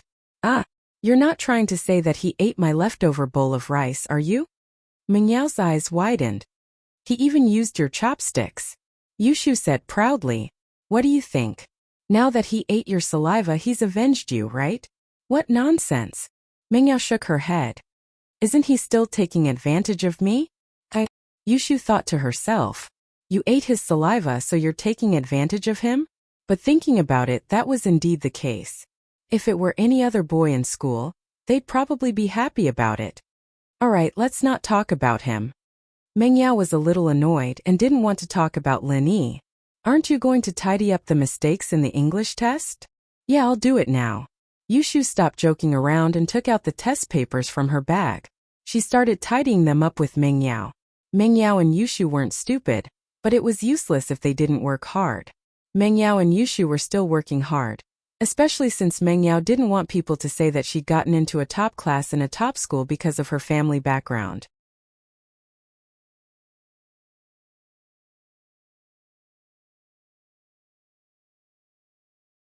After tidying up the English test papers, the two went to study for other subjects. They were 12th graders after all, and would be taking the college entrance exam soon. It wouldn't be hard for Mingyao and Yushu to get into a top university with their family background, but it was different if they got in themselves. It wasn't early anymore, and Mingyao yawned. Yushu, on the other hand, was a little sleepy as well. The two of them took a hot shower in the bathroom, and after watching an episode of Pleasant Goat and Big Big Wolf on their MP4, they fell asleep right after. Linny, on the other hand, practiced the art of dragon mastery the entire night, replenishing his stamina after a night of training. It was more than enough for a few hours of deep sleep. It was already 5 in the morning when Linny opened his eyes and let out a breath of turbid air. Linny went to the washroom to wash up. He wouldn't watch TV this morning no matter what.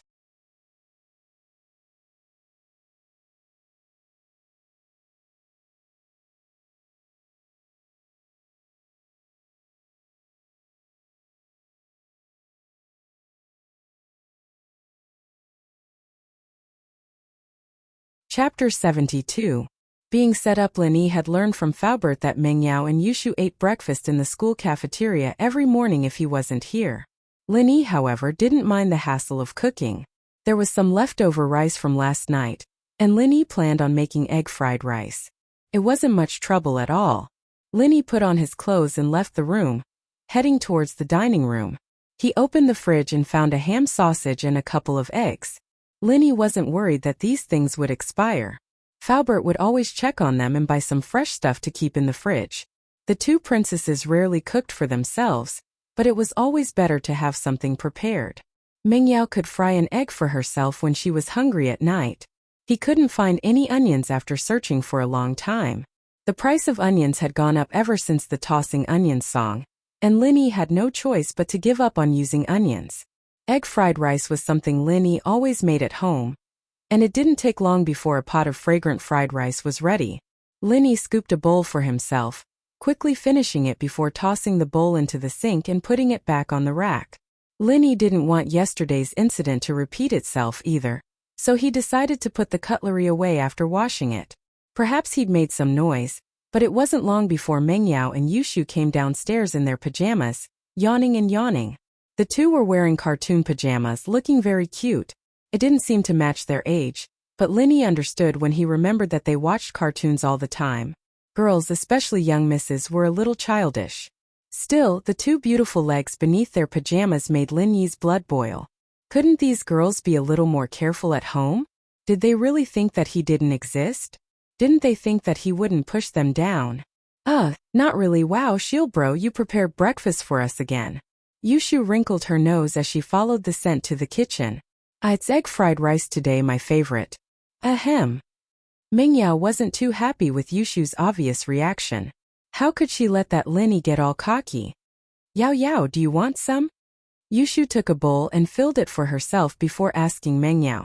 I don't like it. Mengyao still couldn't let go of her pride. Wouldn't eating Linny's food be the same as eating his food? Although she ate it yesterday and the day before today. Sai little Shu was really something. She ate it, but she acted like it was delicious. Let's eat together, I cooked quite a lot. It'll be a waste if you don't eat. Linny smiled, as if he could tell that Mengyao wasn't telling the truth. Oh, teacher said we shouldn't waste food. I'll eat a little then. Mengyao said after some hesitation, using Linny as an excuse. Linny didn't say anything. The miss knew how to be frugal now.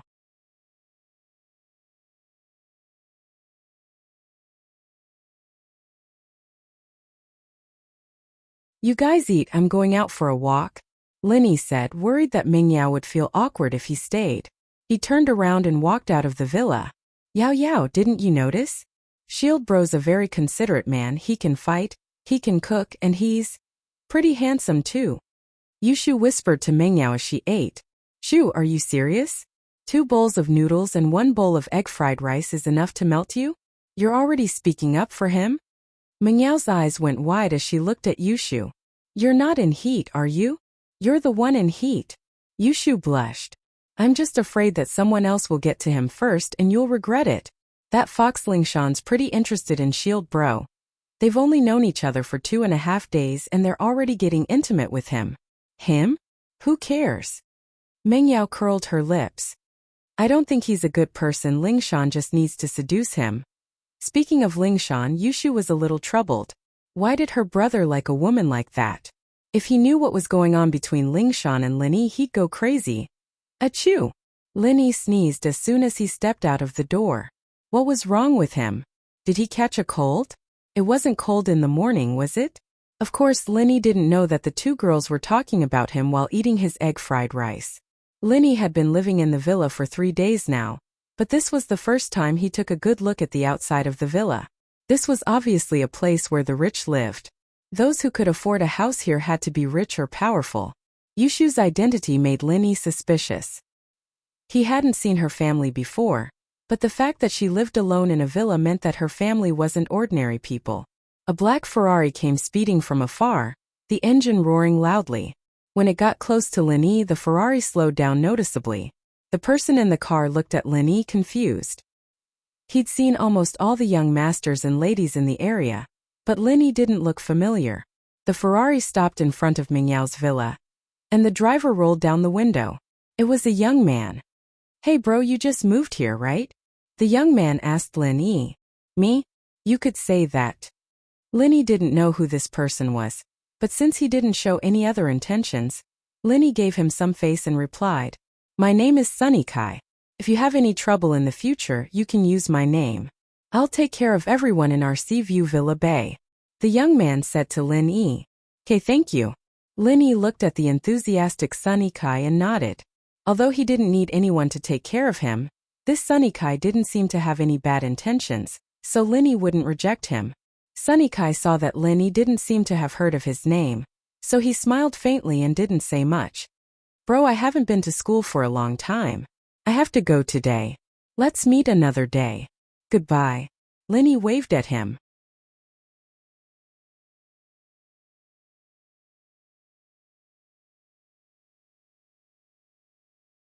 Sunny Kai started the car and left. From Sunny Kai's words, Linny also roughly understood that this Sunny Kai was probably very popular in society. Because he and Linny lived in the same villa area, he took care of the people in the villa area. However, this could also be seen as a kind of showing off. In any case, this Sunny Kai wasn't very annoying, and Linny didn't show anything to him.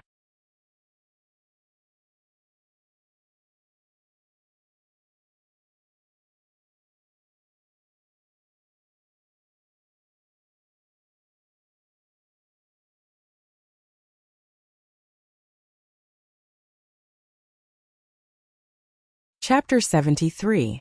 Free Chef. It wasn't long before Faubert's Bentley stopped in front of the villa, and Faubert paused when he saw Linny standing there. Mr. Lin, why are you here? Faubert asked curiously as he got out of the car, looking at Linny curiously. I came out for some fresh air, and to see what kind of people live around here, Linny said. Faubert nodded. Meng Yao and the others aren't out yet? I'll go get them. Meng Yao and Yushu walked out of the villa as they spoke, laughing and chatting with each other. They greeted Faubert when they saw him and got in the car. Linny got in the passenger seat naturally, and Faubert started the car and drove slowly towards the school. The two had been whispering to each other ever since they got in the car. The Bentley was quite spacious, and Linny didn't want to eavesdrop on their conversation. He didn't really care what they were talking about. Yushu nudged Meng Yao after a while. Why don't you tell me if you like it? What do I like? I'm just having a bite or two, it's fine if you don't tell me. Meng Yao humphed, ignoring Yushu. Yushu didn't have a choice. She wrinkled her nose. All right. I'll tell you. Their voices were louder and clearer, and Linny could hear them from the passenger seat, but he didn't know what they were talking about. Faubert, can you get some fresh ingredients when you come back tonight? Yushu said to Faubert, who was driving. Oh, ingredients? Uncle Fu was slightly startled. Are they fresh vegetables and meat? Yeah, eggs, seasonings and whatnot. It's fine as long as it's all there is. Yushu nodded. All right. Faubert was a little puzzled. He'd prepared fresh meat and vegetables for them before, but a lot of it had expired. Faubert only prepared a small amount after that just in case. He didn't expect Yushu to ask him to prepare a whole bunch all of a sudden. Judging from Yushu's conversation with Meng Yao, there was an 80% chance that Meng Yao was part of it as well, and so Faubert didn't ask any questions and agreed without hesitation. Yay, Sister Yao Yao. Yushu raised her hand excitedly, intending to give Meng Yao a high five. Meng Yao glared at her. You only know how to eat. Let's see if you'll be able to get married when you turn into a pig. Linny, on the other hand, was speechless. He'd be an idiot if he didn't understand what Yushu was up to. Buying so many ingredients, did he think he was a chef? Fuck his grandmother's leg. Wasn't he being wronged? Even a runny nose could be used against him. If word of this got out and his teammates heard about it, wouldn't they laugh their heads off? But it wasn't easy to explain, and the more he tried to explain, the worse it would get. Linny could only endure it. He'd just treat it as a mission, and this reward was enough to feed him for the rest of his life. Linny didn't think that it was a big deal now.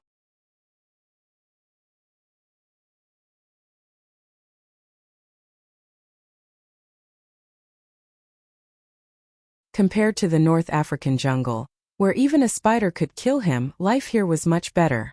He could go to school and he could hit on girls. Ugh, hitting on girls didn't seem very reliable. Linny saw Yushu winking at him in the rearview mirror. He closed his eyes and pretended he didn't see it. Yushu squeezed her eyes for a long time, and finally found a few difficult expressions to piss Linny off, only to realize that Shield Bro had closed his eyes. Yushu's anger flared up, and her face started cramping up. Shu, what are you doing? What's wrong with your face? Meng Yao noticed something wrong with Yushu as well. It's nothing. It's just a toothache. Yushu held her breath. She couldn't tell Meng Yao about this or she'd laugh her head off. So it's a toothache. I thought your eyes were broken when I saw you squeezing your eyes. Linny interrupted faintly, taking it as revenge for calling him a chef. Ha! Yushu smiled instead of getting angry, so the guy didn't just close his eyes and saw her face. Her cramping wasn't for nothing. Yushu was happy again at the thought. Shu, why are you smiling when you have a toothache? Mengyao didn't know what was going on, and she was even more confused when she saw Yushu grimacing. It's nothing, it's nothing. Yushu waved her hand. The car stopped in an alley near the school, and Mengyao stopped asking questions. The two got out of the car one after the other, and Linny continued to sit in the car. According to the two, he had to avoid arousing suspicion. Mr. Lin, I'll take you to the hospital to change your bandages? Faubert said as he started the car. Change my bandages? Linny remembered that his leg injury hadn't healed yet, and the pain was nothing to Linny. Linny wouldn't have remembered it if he hadn't brought it up on purpose. All right. Linny thought that he'd have to go to the pharmacy later. He'd have to concoct some medicine first. Normal medicine would heal too slowly. He'd also have to concoct the medicine for Huaijuan. The car arrived at Songjiang's First People's Hospital, and Faubert parked the car while Linny went down to change his bandages. Linny didn't see the pretty nurse Guan Xian when he arrived at the surgical treatment room. The nurse on duty this year was a middle-aged woman, and Linny felt relieved. Thank goodness she wasn't here, or it'd be awkward again. Hi, I'm here to change my bandages, Linny said as he handed the document to the nurse. Oh, you can sit over there, the nurse said as she looked at the document Linny handed over. She quickly prepared the bandages and said to Linny, "Pants off." Aren't we supposed to close the door?" Linny asked, a little embarrassed that the door wasn't closed yet. "What's there to be afraid of, young man? Hurry up," the nurse said fiercely. "This is a hospital. Who wants to look at your butt?" All right. Linny was speechless.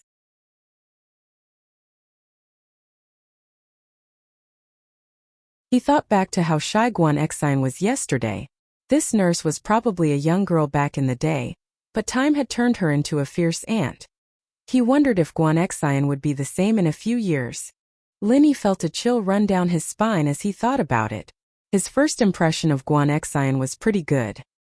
He had to admit, however, that the nurse was a lot more skilled than Guan Xian. She finished changing Linny's bandages in no time, and threw the cotton into the trash can. Done. You're recovering well, young man. Come again tomorrow and you'll be fine.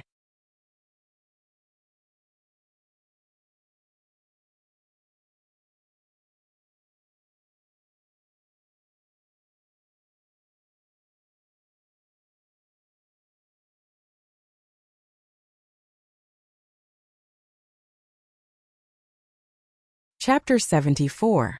Chapter 74. The man in the washroom. Linny had wanted to buy some Eastern medicine from the pharmacy near the hospital, but the prices there were a bit higher than usual. Linny decided against it after some thought. He had some money on hand and Pengzhan's bank card, but the Eastern medicine he needed wasn't something ordinary. Most of them cost tens of thousands of dollars. "Mr. Lin, Mr. Chu called just now. He'd like me to bring you to him if you're free," Faubert said to Linny after getting in the car. "Oh, Uncle Chu's looking for me? Bring me to him then. You know, Faubert, I don't have much to do other than school." Linny didn't know why Pengzhan was looking for himself. Perhaps it was because of the bank robbery, or the conflict with He Bao yesterday. "All right, I'll contact Mr. Chu right now." With that, Faubert took out his phone and dialed Pengzhan's number, telling him that he and Linny were heading over right now. The security guards at the underground parking lot recognized Faubert's Bentley and opened the gate before the car even got close. Linny didn't comment on the security guards' fawning behavior. Faubert's car was a bit more expensive. It'd take some effort to find an identical one with the same brand, but the robbers from that day weren't normal people. There had to be someone behind them. Fortunately, it wouldn't affect the company too much, even if they entered the underground parking lot. So Linny didn't say anything. They got in the elevator and arrived at Pengzhan's office. Faubert knocked on the door and opened it to take a look. As the closest person to Pengzhan, he naturally had the right to enter and exit the office at will, even if there were other people in the room. But Faubert closed the door after one look, turning to Lin Yi. "Mr. Lin, Mr. Chu's talking to someone right now. Can we wait a bit? All right. Linny nodded. Pengzhan, as the chairman of a megacorporation, couldn't just sit around and wait for Linny to come knocking on his door. There were plenty of things he could do in the meantime. I'm going to the washroom. Call me if you need anything. Okay, Mr. Lin, the bathroom is over there. Faubert pointed in the opposite direction of the chairman's office. On this floor, almost all the senior leaders of the group had their own restrooms in their offices, so they didn't need to go to the public restroom. Naturally, the farther the public restroom was from the chairman's office, the better. Linny quickly walked to the bathroom. When he was about to reach the door of the bathroom, Linny heard a man in the bathroom saying something in a low voice. It seemed like he was talking on the phone. Originally, Linny didn't want to eavesdrop on other people's conversation. He didn't have the bad taste to pry into other people's privacy, but Lin Yi's hearing was very sharp. The man's mention of a name caught Lin Yi's attention. I've waited for this opportunity for so long.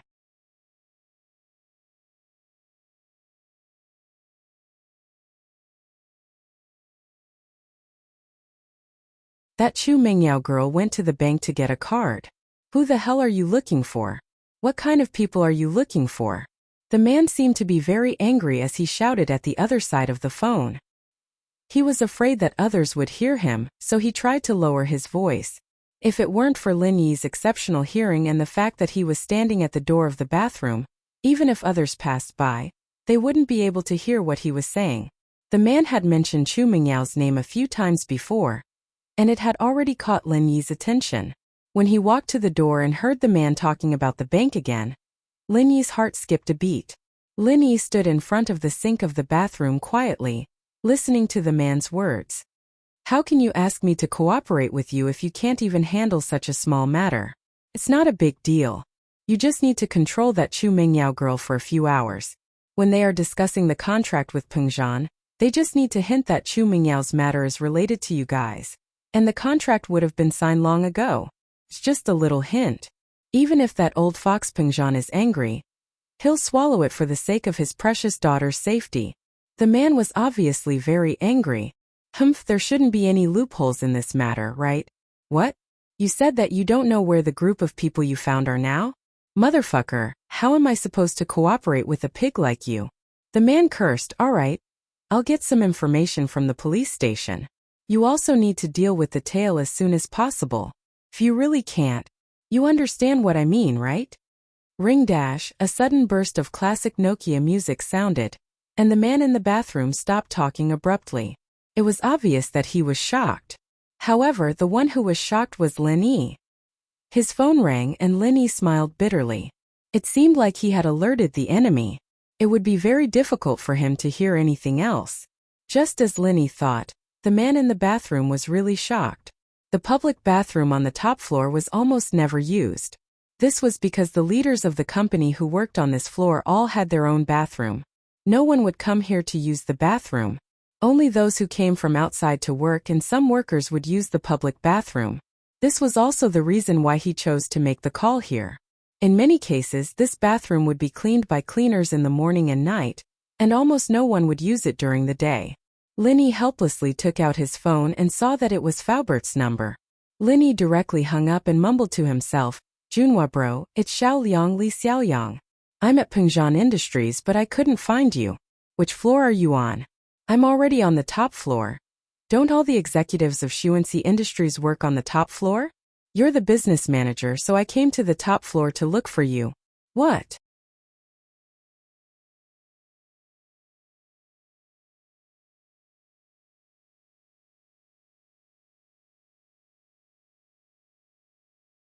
On the third floor?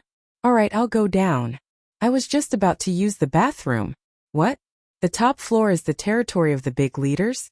Forget it, I'm not going up, I'll go down first. Lin Yi said as he walked out of the bathroom and walked towards Chu Pingzhan's office. On the other hand, Faubert didn't think much when he saw Lin Yi hang up. After all, Lin Yi was just going to the bathroom. Seeing that he called, Lin Yi would definitely ask him to come to Chu Pingzhan's office.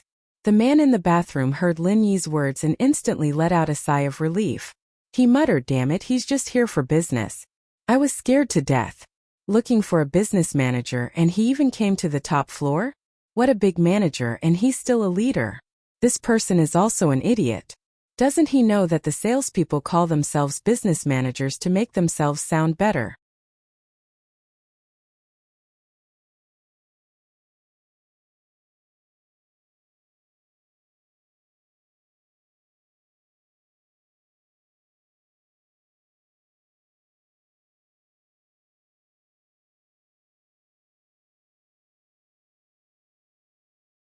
Chapter 75. Chapter 75. Pengzhan's analyst wanted to drag the man to Pengzhan's office in the washroom, but on second thought, the people who worked at the top of the company were either shareholders, general managers, or vice presidents. Not a single one of them was a small fry. Putting aside the fact that Pengzhan wouldn't be willing to admit it, Linny was afraid that this man wasn't just one person, but a group of people.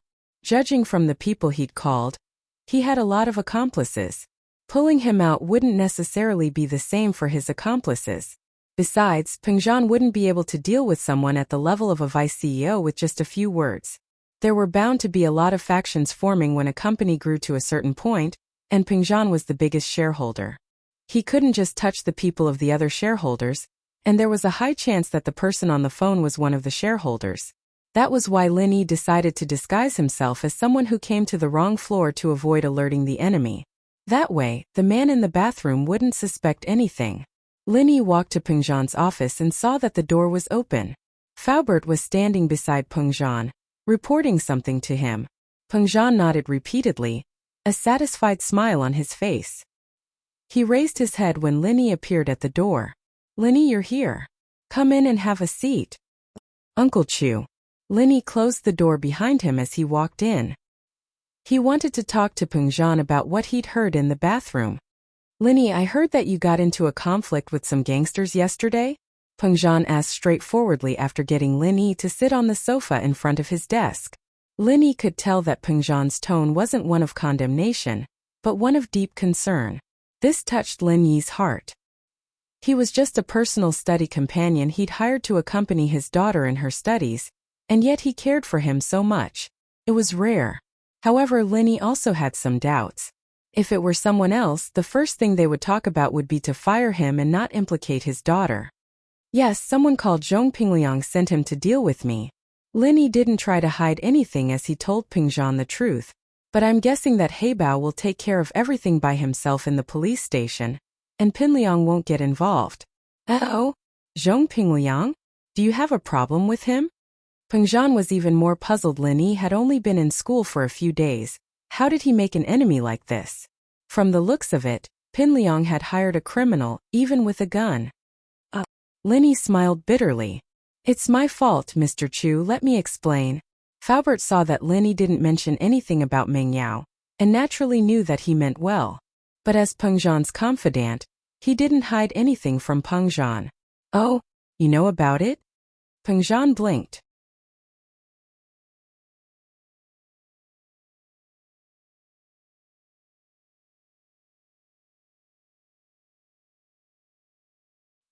He didn't expect Faubert to know about the conflict between Linny and Pingliang.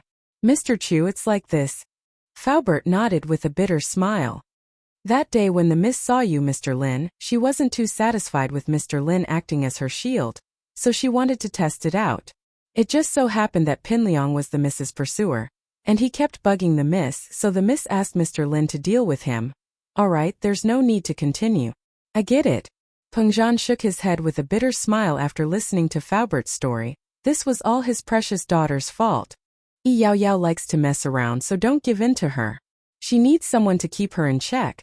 Don't mess around with her next time. We almost got into big trouble this time. If it weren't for your skills, who knows what would have happened. Haha, Uncle Chu, I'm fine. Linny was speaking the truth. He really didn't see Heibao Bro as a threat. A small fry like him would only be cannon fodder in the front lines. This Zhong Pinliang. I'll have to talk to Principal Ding Bingong about it. A student like him shouldn't be allowed to stay in school. Pengzhan was quite pissed off at this Zhong Pinliang. "Mr. Chu, this Zhong Pinliang is Director Jin's nephew." Li Fu reminded Chu Qian as he had a record of all this information. "Oh." Pengzhan frowned. He didn't expect this Zhong Pinliang to have such a connection. Pengzhan was the chairman of Pengzhan Industries, the biggest shareholder, but there were many other shareholders in the board of directors. They didn't have as many shares as Peng Zhan, but they still had a lot of weight. As a result, Peng Zhan couldn't afford to offend the other shareholders over such a small matter. Peng Zhan Industries was one of the shareholders of Songshan's first school. So naturally, Director Jean was one of the shareholders as well. Ding Binggong wouldn't be able to handle things like this. Peng Zhan thought about it for a moment. He'd be graduating soon anyway, so he gave up on the idea of changing Zhong Pinliang. Uncle Chu, don't worry about it. After this incident, Zhong Pinliang's probably going to behave like a coward in school from now on. Linny didn't care about him at all. Yeah, I'm really sorry about this. I may be in charge of a corporation, but there are many things that I can't do. Peng Zhan sighed. Uncle Chu, I was just about to talk to you about this. Linny saw that Peng Zhan had changed the topic to company management, so he didn't have to find an excuse anymore. Uncle Chu, have you figured out what happened with the bank robbery that day? Right now, I only suspect that there's something unusual about it, but I haven't figured it out yet. Peng Zhan didn't try to hide it. We can already confirm that they were after Yao Yao. Robbing a bank was just an excuse.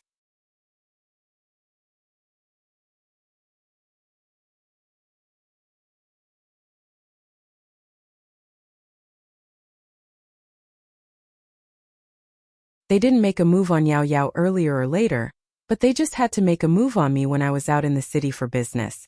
This motive is very suspicious. Linny praised inwardly. Peng Zhan was indeed the helmsman of a large corporation, being able to come up with such a conclusion with just a few clues. It wasn't bad at all. His suspicions weren't far from the truth.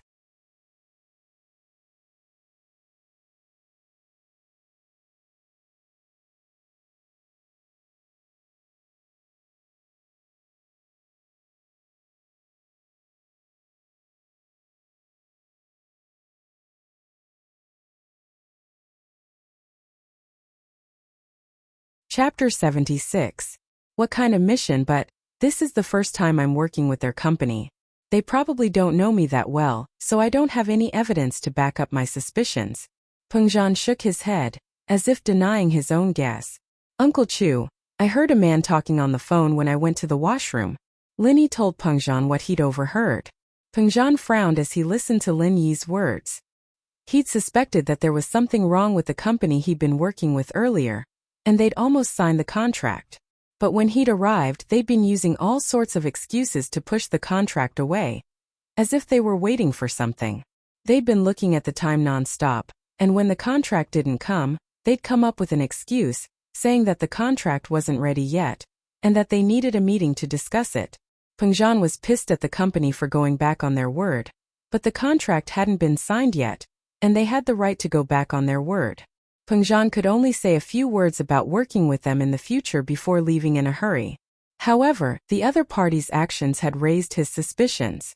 He hadn't thought much of it at first, but after learning that Meng Yao had been kidnapped by the bank robbers, Peng Zhan wondered if there was a connection between the two incidents. But on the surface, the two incidents didn't seem to be related at all. Peng Zhan couldn't find any connection between the two, and he only had his suspicions. But after listening to Lin Yi's words, Peng Zhan understood everything. The other party hadn't intended to be sincere from the start, and they'd resorted to kidnapping his daughter to force him to achieve their goal. Indeed, if his daughter hadn't been rescued by Lin Yi, and had been kidnapped instead, Peng Zhan would have had no choice but to agree to some benefits for his daughter's safety, as long as the other party revealed the slightest bit of information during the negotiation. The other party could have denied everything afterward, since it was only a bank robbery, and his daughter had only been taken as a hostage. With this layer of cover, the fact that the other party had carried out the kidnapping would have been easily covered up. No wonder the other party kept looking at the time, as if they were waiting for something. This was what they were waiting for. From what Lin Yi had said, the man on the phone in the washroom had to be someone high up in the company since he was on the top floor of the company. With this person working together, the other party's plan was flawless. But of all things, of course, they hadn't considered the possibility of Lin Yi's presence. It seemed that of his daughter's side had been a wise decision after all. Peng Zhan had only arranged Lin Yi to stay by Meng Yao's side of the company, of his mind of all of his plans. Of all, Peng Zhan hadn't thought of anything else. Yet Linny of his. Of this of his.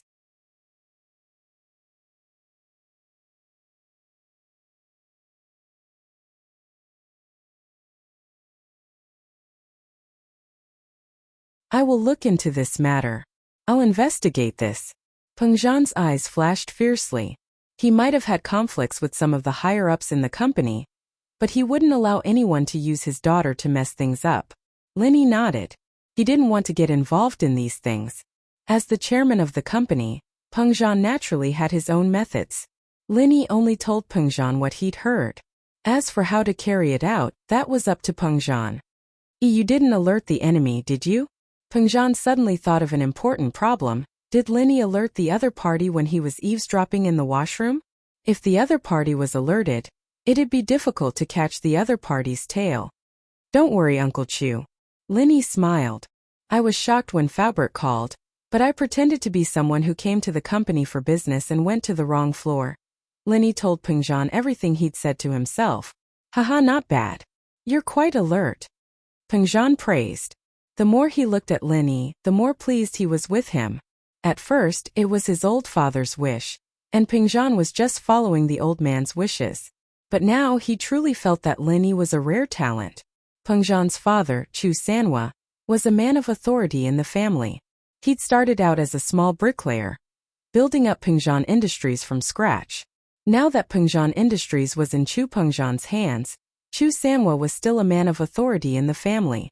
Peng Zhan's family was very poor when he was young, and Chu Sanhua established Peng Zhan Construction when he was 7 or 8, growing it up step by step. That was why he wasn't tainted by the bad habits of those rich second generations. He also had the demeanor of a big family, and was very respectful to his father. Many of the shareholders in the company were old friends who had built up the company with his father. Although the shares were now in the hands of their children and grandchildren, some of them were starting to get restless, but Peng Zhan didn't do anything to them out of consideration for his father's face. But today's incident had crossed Peng Zhan's bottom line. Meng Yao was his only daughter, and these people dared to mess with his daughter. This was the first time Peng Zhan had been angered. Right, Uncle Chu, can you tell me what mission you have for me to do? Linny asked after some hesitation. He'd better take advantage of today's opportunity to ask this question. He'd been in Songshan for a few days now, and he hadn't seen any important missions for him to do, other than accompanying Meng Yao to and from school, making her breakfast, and taking care of a few clowns. It was an easy life, but Linny didn't feel at ease. He was here for a big mission, and it was said that this mission would be enough for him to eat and drink for the rest of his life. But Linny didn't think that accompanying the miss to school would be enough for him to eat and wear for the rest of his life. Ah.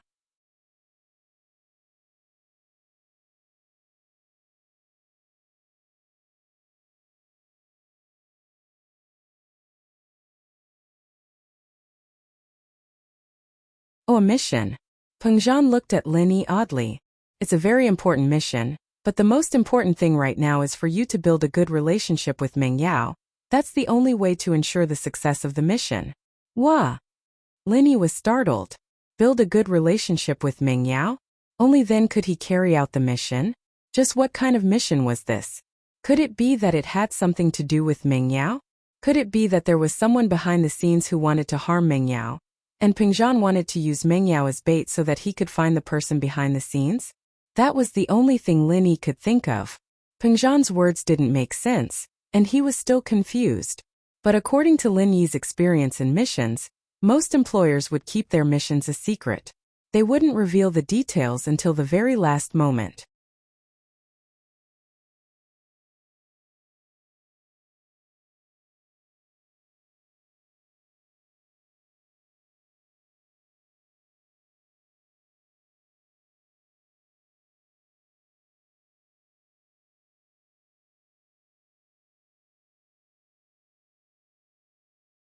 Chapter 77. Killing intent. Uncle Chu, I'll be heading to school if there's nothing else? Lin Yi had said what he needed to, and the rest was up to Peng Zhan. All right. Peng Zhan nodded. Don't tell Yao Yao about what happened today. I don't want her to be troubled. Don't worry, Uncle Chu, I won't say anything. Lin Yi stood up and prepared to leave.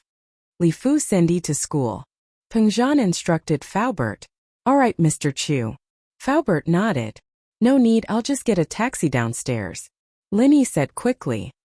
He'd planned on going to the pharmacy, and he didn't want Faubert to follow him.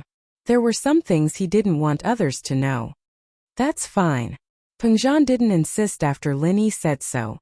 I'll leave Yao Yao's safety in your hands before I deal with the company's problems. Huh. Linny waved his hand. Uncle Chu, my mission has something to do with Miss Chu. Naturally, I won't let anything happen to her before the mission is completed. Peng Zhan nodded, sighing softly. He'd thought that he'd let Linny take advantage of the situation, but it seemed that Linny wasn't too interested in Mengya. He didn't know what his father was planning, but whatever he said, he'd do as he'd said. Li Fu, inform the administrative department, tell them to prepare a meeting room. I'm having a board meeting in the afternoon. Peng Zhan didn't insist when Linny refused to let Faubert see him off because he had something he needed Faubert to arrange. All right, Mr. Chu. Faubert nodded before leaving Peng Zhan's office. Peng Zhan had a secretary, but there were many things he couldn't let his secretary know. Only Faubert, his confidant, knew. So, in many cases, Faubert took on the role of a secretary. Linny walked out of Peng Zhan's building and flagged down a taxi. Young man, where are you going? After getting in the car, the driver pressed the odometer on the meter and asked, Sir, do you know where I can buy wholesale Chinese medicine? Linny wasn't familiar with the geography of Songshan, but some of the older taxi drivers were living maps. They knew everything about the city like the back of their hands. Oh, are you talking about Chinese medicine? The ones made from twigs and twigs, or the ones made from twigs? The driver didn't know what Linny was looking for. Ha! Linny couldn't help but chuckle at the driver's description. In the eyes of normal people, Chinese medicine was more or less the same as sticks of grass. Loose sticks of grass. Linny didn't bother correcting them. The girl wasn't a professional after all, and it was fine as long as she could understand him. If you're talking about wholesale, you'll have to go to Chaonan Village's Chinese medicine wholesale market. The driver said, but it's not in the city. It'll take half a day to get there. If you don't want to buy much, you can go to a bigger pharmacy. Linny gave up on the idea of going to the wholesale market after hearing the driver's words.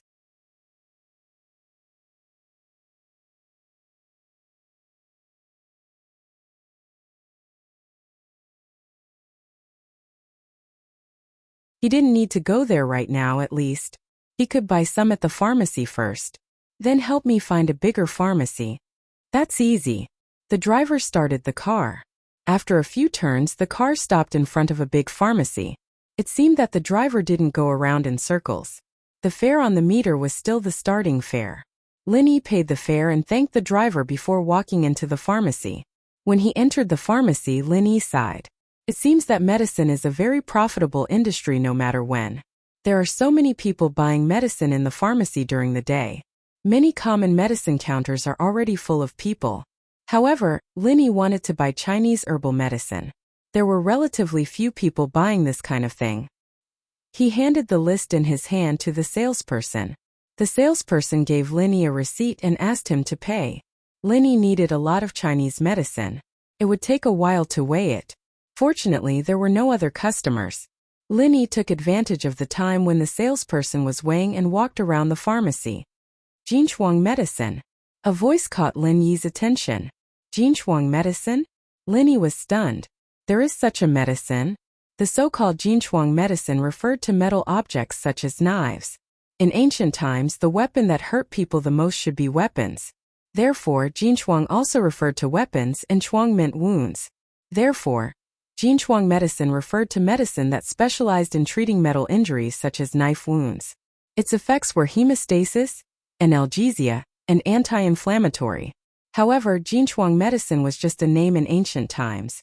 There didn't seem to be any medicine called Jinchuang medicine now, right? No, it's sold out. The salesperson answered the person who asked for the medicine with a blank expression. Linny took a look. The person who asked for the medicine was a girl in black. She was wearing a navy cap on her head. The brim of the cap was very low, and her face couldn't be seen clearly.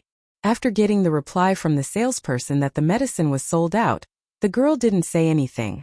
She turned around and left, but her steps were a little unsteady. Suddenly, Lin Yi's eyes were fixed on the girl's feet. On the ground that the girl walked on, there was a clear trail of blood. Obviously, it flowed down the hem of her pants. However, in this pharmacy with people coming and going, it didn't attract anyone's attention. The blood trail was quickly stepped on by the people walking back and forth. The reason why Lin Yi paid attention to this girl was because Lin Yi was a little curious about the Jinchuang medicine she mentioned. Secondly, it was because Lin Yi sensed a trace of the same kind of aura from her murderous aura. Murderous aura was a very mysterious thing. Murderous aura was actually a signal emitted by animals when they attacked each other.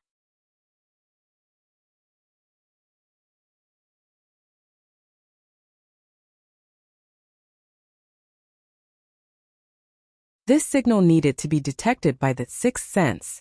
Someone once did such an experiment.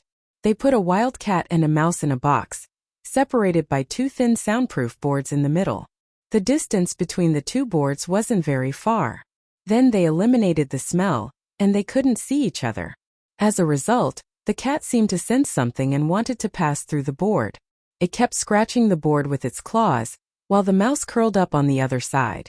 It could be seen that the cat could sense that the mouse was next door, and the mouse could also sense the cat. But how did the cat and the mouse sense each other? According to the explanation of scientists, this might be the sixth sense in addition to the five senses of animals. In other words, they didn't use their ears, nose, or eyes to detect each other.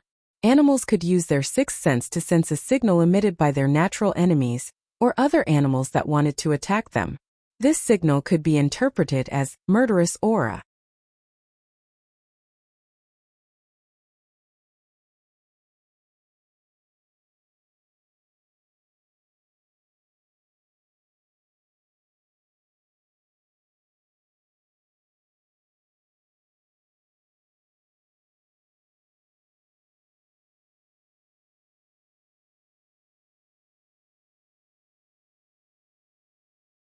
Chapter 78.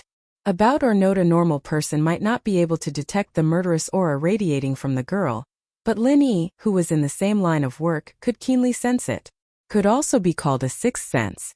But while Lin Yi noticed the girl didn't notice Lin Yi. After all these years of training, Lin Yi was able to conceal his murderous aura very well, but people who could reach Lin Yi's level were few and far between. In the end, Lin Yi shook his head.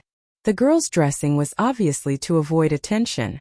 Even though she was injured, Lin Yi didn't want to help her. She might be in the same line of work, but the same line of work didn't want to be disturbed in the middle of a mission. Sometimes, people in the same line of work belong to different organizations, and they might even be enemies with each other. "Excuse me, what is golden creation?" Lin Yi asked the salesperson casually. The salesperson froze, then looked at Lin Yi as if he was an idiot, as if Lin Yi's question was stupid and naive. She didn't even bother to answer. "It's a surgical medicine, of course. We don't have it in stock." Lin Yi smiled wryly. Seemed like it was a new drug and one that sold well. But while the salesperson didn't bother to answer Lin Yi's question, there was someone else who answered Lin Yi's question enthusiastically. Before Lin Yi could say anything, an old woman beside Lin Yi started chattering away. "Young man, you don't even know what golden creation is? You know Dr. Kong, right? Dr. Kong from a traditional Chinese medicine family. He's one of the leading figures in the Chinese medicine world." The old lady started talking about Miracle Dr. Kang's exploits. Golden creation is a quick healing medicine that Miracle Dr. Kong came up with. It can heal wounds so quickly that there won't even be a scar left. How is it? Amazing, right? So godly? Lin Yi did not expect Dr. Kong to be so amazing. His medicine was actually on par with his own. "That's right. I heard that it's a secret recipe passed down from generation to generation. This golden creation is given priority to the military. Due to the production capacity, a small amount of it is regularly supplied to the private pharmacies. That's why it's in high demand," the old lady said. "It's almost impossible to buy it from a pharmacy. My niece's boyfriend's third sister's aunt's fifth cousin is the manager of the supply and marketing department of XX pharmacy chain. Last time I used his connections to buy a bottle. I heard that once it arrived it was digested internally. How could it be sold on the shelves?" "Right." Linny thought, if this medicine is really as magical as this old woman said, it is not impossible for it to sell well. Of course, especially for young girls, it's so ugly if they get a scar on their body. It's not to heal the wound quickly, but to not leave a scar.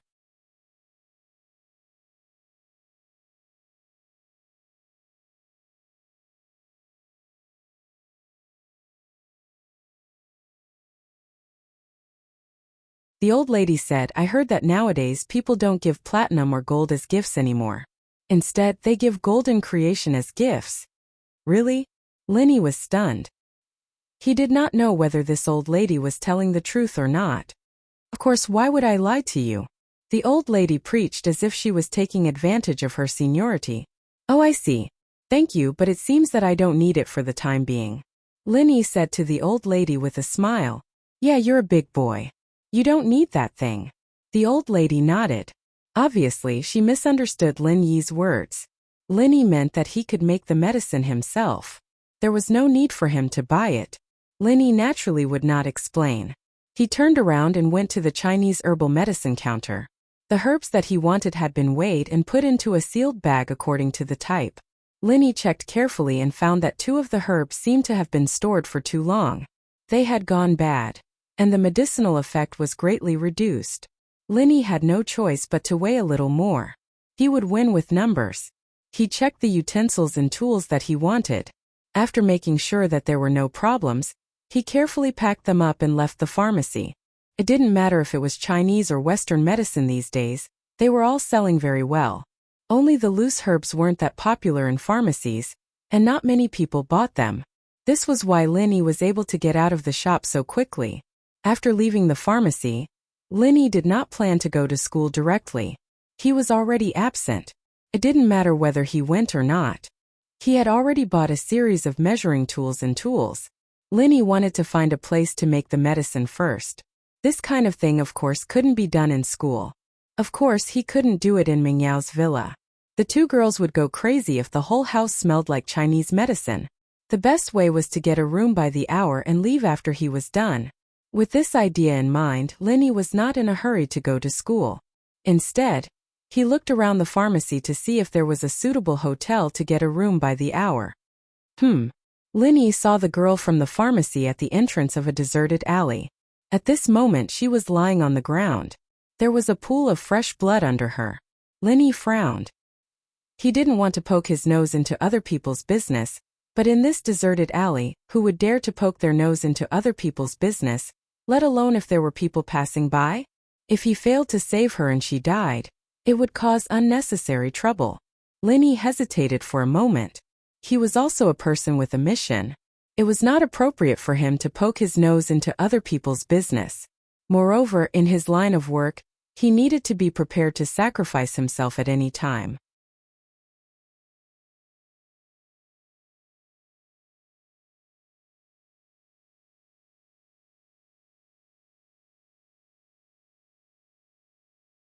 Although Linny also knew that if he didn't help her, she might not survive due to excessive blood loss. However, sometimes Linny really couldn't do anything, especially this kind of thing that had nothing to do with him. It was obviously a troublesome thing. The girl didn't look like an ordinary person. Linny really couldn't poke his nose into this kind of thing. Gritting his teeth, Linny walked past the girl quickly. When he passed by the girl's body on the ground, Linny couldn't help but look at her with pity. I hope you can make it. After that he left quickly. But he didn't take more than a few steps before coming to a stop. Wait. That glance just now made Linny see something that seemed familiar, but he wasn't sure. Linny turned around and walked back to the girl's side. He bent down and stared at a ring on the girl's right little finger. When he saw the pattern on it, Linny sighed and quickly touched the girl's wrist. He found that there was still a pulse. Linny carefully helped her up from the ground and carried her on his back. Although the girl had fainted because of excessive blood loss, she still had some instinctive reactions when Linny carried her. She subconsciously struggled twice. Perhaps it was a conditioned reflex to the outside world.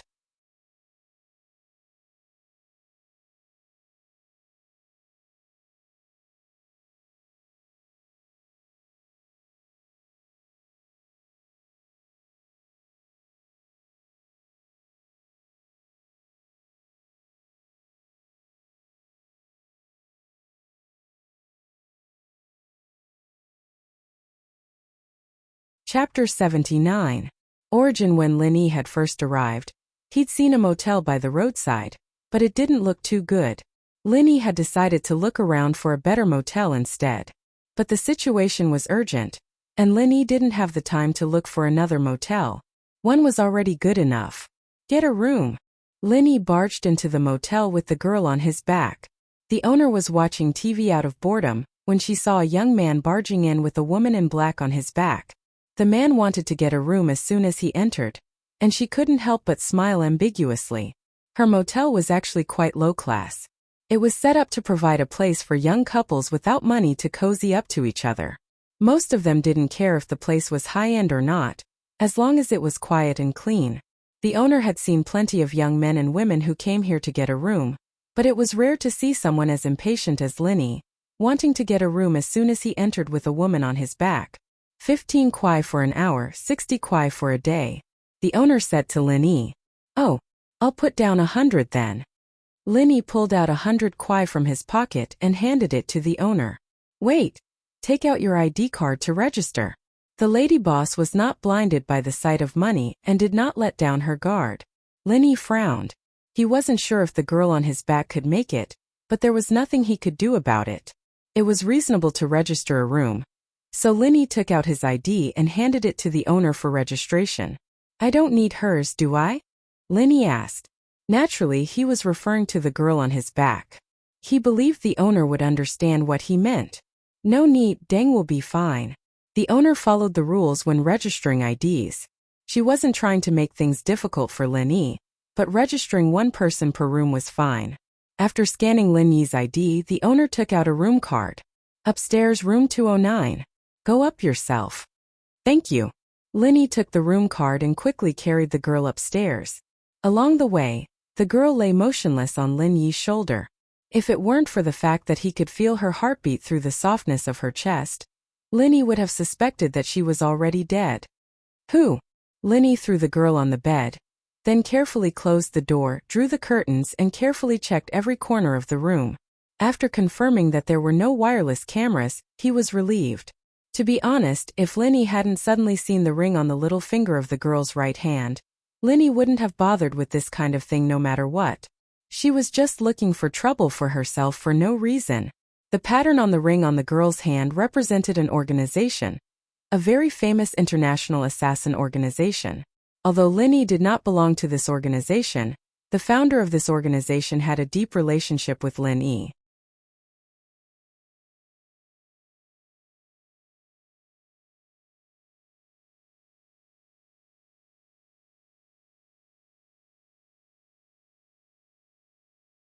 The master who taught Lin Yi assassination techniques was one of the founders of this organization. Although old Lin was good at martial arts, he was proficient in the kind of martial arts that could be used to fight enemies head-on. However, in a real mission it was rare to face the enemy head-on. Assassination and sneak attacks were the key to victory. When Lin Yi was 6 years old, old Lin sent him to his master for 2 years of intensive training. His master taught him all the assassination and sneak attacks methods. Although he didn't know the specific identity of his master, and old Lin never mentioned it directly, Lin Yi could vaguely tell that his master was a really powerful person. It had been many years since he saw his master. All these years Lin Yi had always missed his master. He was Lin Yi's true master. Although old Lin also taught Lin Yi many things, it was more like the kind of relationship between grandfather and grandson, and not the relationship of master and disciple. Moreover, old Lin never expected to be Lin Yi's master. Lin Yi only learned less than 30% of his master's methods, but he was already able to take the initiative in missions. One could imagine how powerful his master was. However, he was too young at that time. Even if he studied hard, it would be good if he could understand 30%. It was because Lin Yi remembered his master's kindness that when Lin Yi saw the symbol of the organization his master founded on the ring on the girl's hand, he changed his mind and decided to help the girl. Although his master had long stopped caring about the affairs of the organization, no matter what, this girl was still one of his people. I'll help you this once. Whether or not you can survive will depend on your luck. Lin Yi laid the girl flat on the bed, and the fisherman's hat on the girl's head slid to one side. Her short black hair was scattered, and through the scattered hair, A slightly pale and delicate face could be clearly seen. Her facial features were very exquisite, and her eyelashes were long. However, her eyebrows were tightly knitted together. Even if she had fainted, she must have been in a lot of pain. Linny was slightly stunned. He didn't think that under the fisherman's hat, the girl would hide such a beautiful face. This made Linny a little surprised. Such a beautiful girl was an assassin? Looking at the girl's age, she should only be around 18 or 19 years old, similar to him. Linny shook his head, but this was someone else's matter, and he had no right to interfere. From his previous observation, the girl's injury should be on the lower half of her body. However, the girl was wearing a pair of leather pants that didn't leak blood, so he couldn't tell where the injury was from the outside. Linny was too lazy to look for it, so he directly used some force and took off the girl's leather pants. After taking it off, Linny felt a little unnatural, and his breathing became rapid.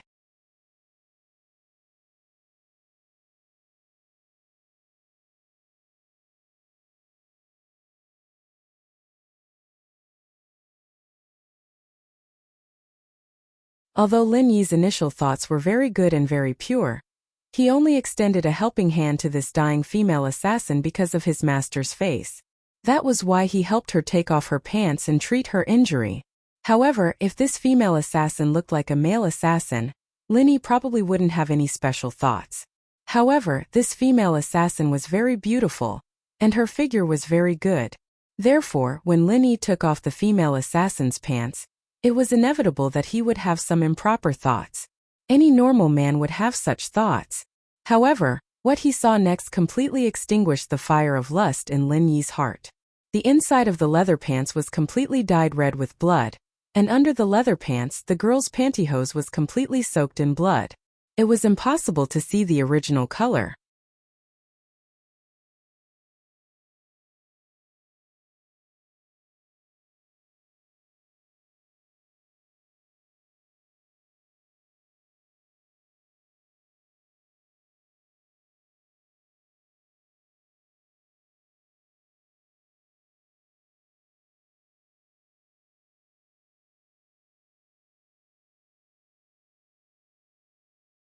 Chapter 80. Healing. From the looks of it, the girl's pantyhose was probably attached to the wound. If he took it off, it might touch the wound and cause more bleeding. Linny frowned. There weren't any surgical tools in the room. When he took off the girl's pants, Linny had felt something hard. It was probably a dagger. Without any other tools, Linny could only rely on the dagger. Picking up the pants, Linny took out the dagger and swung it in the air a few times to test the feel of it. Then, he started moving it back and forth on the girl's pantyhose. Linny was an expert when it came to knives. When he was 6 years old, he had been practicing with the dagger with his master. It was also one of the most common weapons used against enemies. Linny only used the tip of the dagger to pick up the fiber connection of the pantyhose. He wouldn't hurt anything else. After a few moves, the girl's pantyhose was shredded to pieces. Linny casually peeled it off and tossed it aside. Under the pantyhose, Linny finally saw where the wound was. It was at the root of the right side of the thigh. The wound had been bandaged, but the bleeding didn't stop. Otherwise, the girl wouldn't have gone to the pharmacy to buy some Dr. Kang's golden wound. Other than the bandage, the girl's lower body was only left with her thigh. But Linny didn't have any other thoughts. Linny wasn't a psychopath. Even if she was as beautiful as a goddess, Linny wouldn't be interested in a woman covered in blood. He used a knife to pry open the gauze on the girl's leg, and started inspecting the wound. The injury was serious, but Linny breathed a sigh of relief. It hadn't reached the artery in her thigh. He'd have to send her to the hospital if he didn't have professional surgical equipment, but whether or not she'd make it to the hospital was another matter. The wound was triangular. It was obvious that a sharp tool like a triangular knife had been used to stab into the wound. Due to the triangular shape of the wound, it was difficult to stop the bleeding with ordinary hemostatic medicine without suturing. Judging from the current situation, it was most likely that the girl had bandaged herself after getting hurt, but the wound didn't heal. Instead, it was bleeding profusely. She had no choice but to go to the pharmacy to buy Miracle Dr. Kang's golden creation, but she hadn't found it yet. On the way back, she finally fainted from blood loss. Linny understood what the girl was doing. Assassins were a special profession, and they rarely went to the hospital even if they were injured. They'd take care of themselves if they could, in order to reduce the possibility of their identities being exposed. Knowing the girl's injury, Linny could treat of the problem. The wound was deep, but it didn't hurt the arteries and tendons of the body. It wasn't a big problem. Linny stood up and took out the Chinese medicine he bought at the pharmacy before.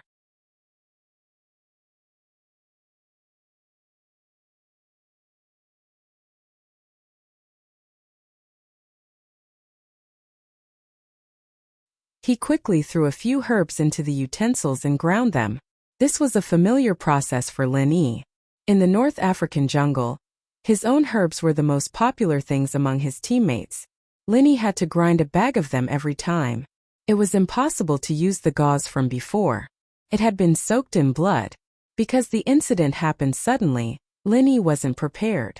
Now he could only consider using other things as a replacement. Although his school uniform was newly changed in the morning, Linny didn't want to take a piece of it off to bandage the female assassin. He got up and went to the bathroom, but he saw a disposable disinfectant bath towel on the shelf. Next to the bath towel there was a small price tag with 40 yuan written on it. This kind of disposable disinfectant bath towel wouldn't exceed 20 yuan if purchased in bulk, but the price in the hotel was doubled.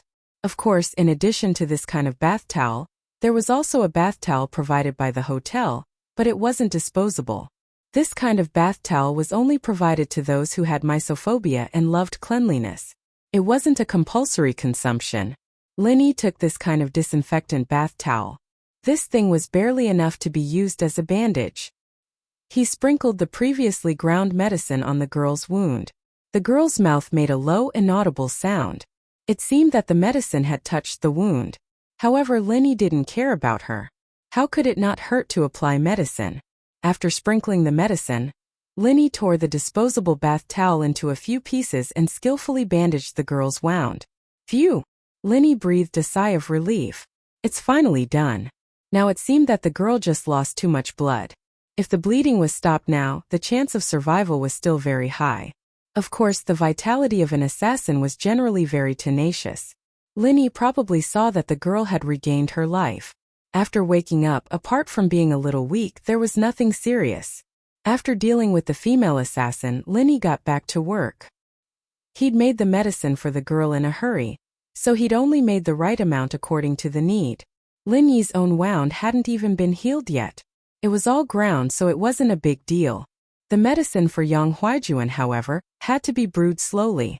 The order and timing of each ingredient had to be strictly added. There couldn't be a single mistake. Even if the ingredients were similar, the effect of the medicine would be greatly reduced, and the desired effect wouldn't be achieved.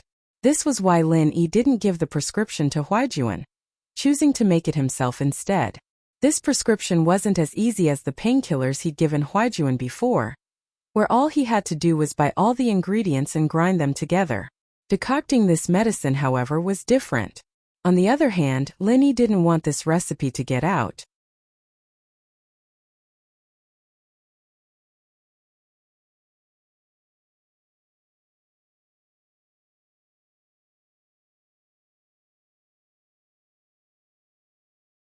He trusted Huaijuan, but he was afraid that Huaijuan would accidentally leak it out. This recipe would cause a huge uproar in the Eastern medicine world. Lin Yi found a place to set up the alcohol stove and clay pot, and started brewing the medicine for Huaijuan. The hotel had appliances for brewing tea, but it was still better to use fire to brew the medicine. Brewing medicine was a very tiring job, but it was nothing for Lin Yi, who often made straw sandals at home. Lin Yi looked at the time on his phone as he skillfully put each ingredient into the clay pot. After who knew how long, Lin Yi heard a small movement not far behind him.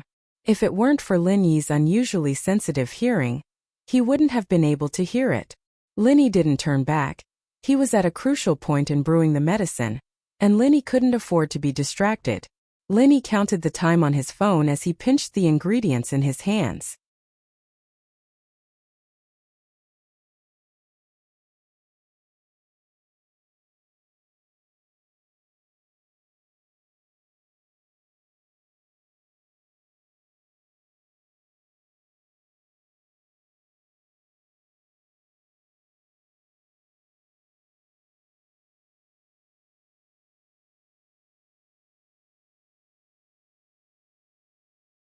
Chapter 81. Mr. Dongguilin didn't expect the girl to be grateful to him, but it didn't seem like she was going to let him go. Just as Linny was concentrating on the medicine, a murderous aura came at him from behind, and the jade on his mountain twitched as well, sending a signal of danger. Linny frowned, but Linny didn't want to be distracted at a crucial time like this. Stop it! Chi-Chi was feeling very conflicted. She'd fainted on the way out from the pharmacy due to blood loss, but Linny had pulled off her pants, and the pain had helped her regain some of her senses, clearing her head a little. Her body was still too weak, and she didn't even have the strength to open her eyes before fainting again. When Linny was treating her wounds and applying medicine, Chi-Chi woke up from the pain once more before fainting again. As a result, Chi-Chi had a rough idea of what had happened after that. It was this man in the room who'd saved her, but at the same time, he'd seen a lot of things he shouldn't have. Her face, her legs. These were things Chi-Chi couldn't tolerate. She'd killed her savior after crossing the river, and that made her feel uneasy. But her beauty had only blossomed for one man in this life. This man in the room had crossed her bottom line. With that decision made, Chi-Chi picked up her dagger by the bedside and crept up behind Lin-Yi. She paused noticeably at the sight of him concentrating on the medicine. Was he brewing medicine for her? Chi-Chi's heart warmed, and she didn't have the heart to make a move. Chi-Chi had to admit that her heart wasn't as cold as other assassins, cold and emotionless. No matter what, this man in the room was her savior. Just as Chi-Chi was hesitating, Lin-Yi told her to stop it, like he was scolding a child. Chi-Chi was visibly taken aback. She was going to kill him and he was telling her to stop? Did he think that she was just going to walk around the room? Didn't you hear the story of Mr. Dongguo when you were young? Lin-Yi still didn't turn around. He continued, I feel like I'm like Mr. Dongguo in that story. Chi-Chi's face changed. Naturally, she knew about Mr. Dongguo's story. She'd grown up in an assassin organization, but she was different from the other assassins. Other than the assassin training, she'd received other forms of education. Mr. Dongguo's story was actually a classic fable. It was about a man named Mr. Dongguo who saved a wolf, but the wolf turned around and wanted to eat Mr. Dongguo. But Lin-Yi's words reminded Chi-Chi that Lin-Yi's don't mess around wasn't just for show. Lin-Yi knew that she was going to kill him. The story of Mr. Dongguo that he told later proved this point. He was insinuating that he was ungrateful. Who was this person? Chi-Chi's heart skipped a beat. He could tell that she was going to harm him with his back turned, and yet he didn't react at all. Was he fearless, or in that case, the purpose of this person's treatment of his injuries was questionable?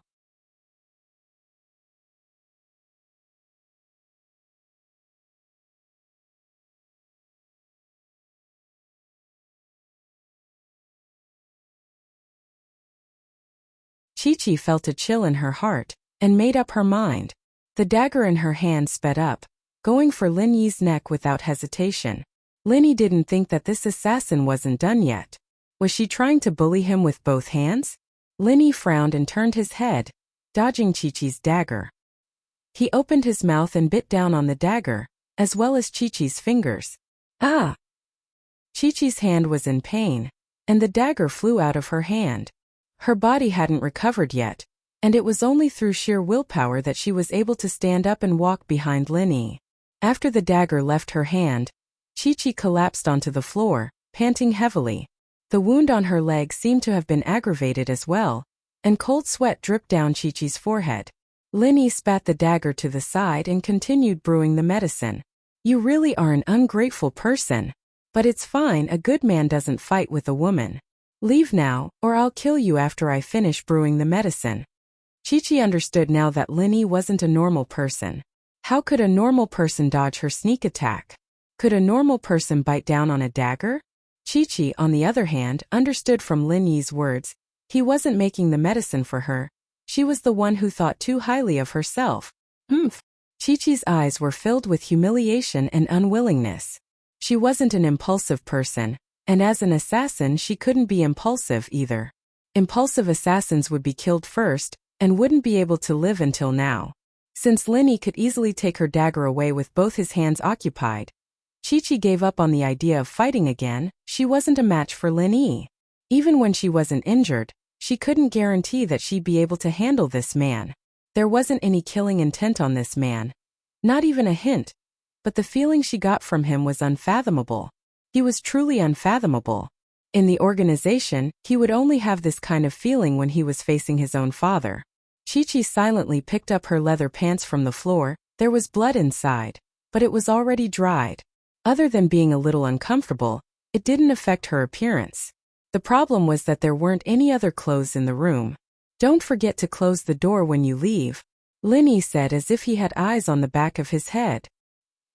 Chi-Chi left the room and slammed the door shut. I'm sorry, this man saved my life, and I'm not a match for him right now. But don't worry, I'll remember him, and one day I'll kill him with my own hands, because I'm only your Shao-Chi. Chi-Chi swore in her heart. In actuality, Chi-Chi wasn't called Young Chi-Chi at first. Chi was just a code in the Assassin's graduation training group. She was the youngest, so naturally she was the 7th. The other members of the group were named by numbers as well.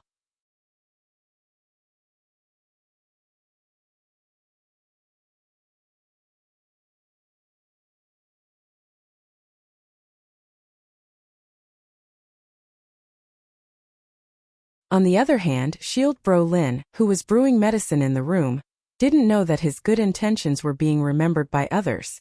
Achoo! Linny sneezed. It wasn't like he hadn't smelled the medicine before. Why was he sneezing now? This was the second sneeze today. Linny sniffled. Did he really have a cold?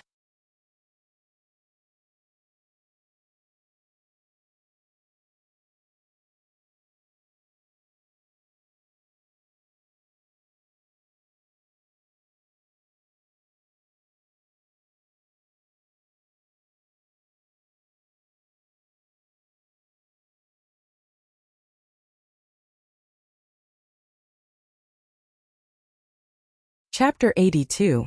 It was too cruel. Chi-Chi's wound had stopped bleeding, but her body wasn't healed yet. Her face was still pale and she was limping. Even so, she didn't want to stay in the room. Since she couldn't kill Linny, she'd just leave and come back when she had the chance. That was the rule of an assassin. If she couldn't win, then she wasn't an assassin, she was a Suicide Squad member. Limping down to the first floor, Chi-Chi went to the bar. Boss, what's the name of the man who brought me to room 209? Chi-Chi didn't ask Lin Yi's name, because she knew that Linny wouldn't answer even if she did. Linny treated her like a passerby, and she was trying to kill him. Linny wouldn't go looking for trouble. But Chi-Chi wasn't an idiot. She knew that she had to register when staying at the hotel. She'd been unconscious at the time, and she didn't have any identification on her. It had to be Lin Yi. Oh. The boss paused but came out immediately after seeing Chi-Chi's attire. She was the woman on the back of the man who'd rushed to get a room. Couldn't be, right? They didn't know each other and they'd gotten together? Getting a room? But looking at her, she'd been carried. Was she drunk? If that was the case, then it was possible.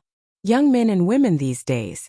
The boss sighed at the degeneracy of the world, but she didn't think that her hotel would still be doing so well if it weren't for these young men and women coming to get a room. His name is Lin Yi, the boss said as she looked at the registration book. Thanks. Chi-Chi nodded, committing the name to memory. Lin Yi, huh? She didn't know if it was a real name or a fake one, but whatever it was, Chi-Chi hated the name. You're welcome. For the boss, it was nothing more than a matter of lifting a finger. Chi-Chi memorized Lin Yi's name before turning to leave the hotel.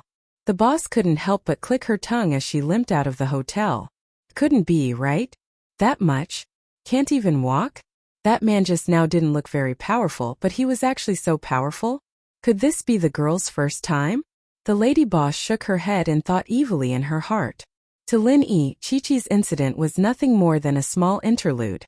Lin Yi wasn't too happy about the fact that Chi-Chi had stabbed him.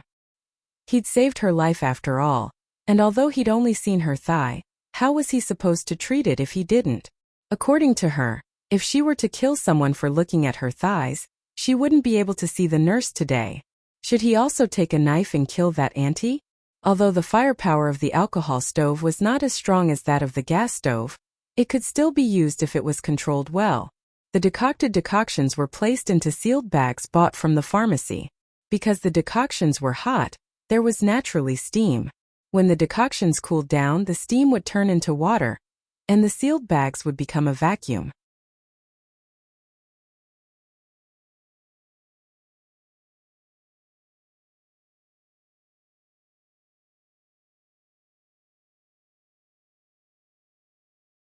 This was good for preservation, and the decoctions would not deteriorate.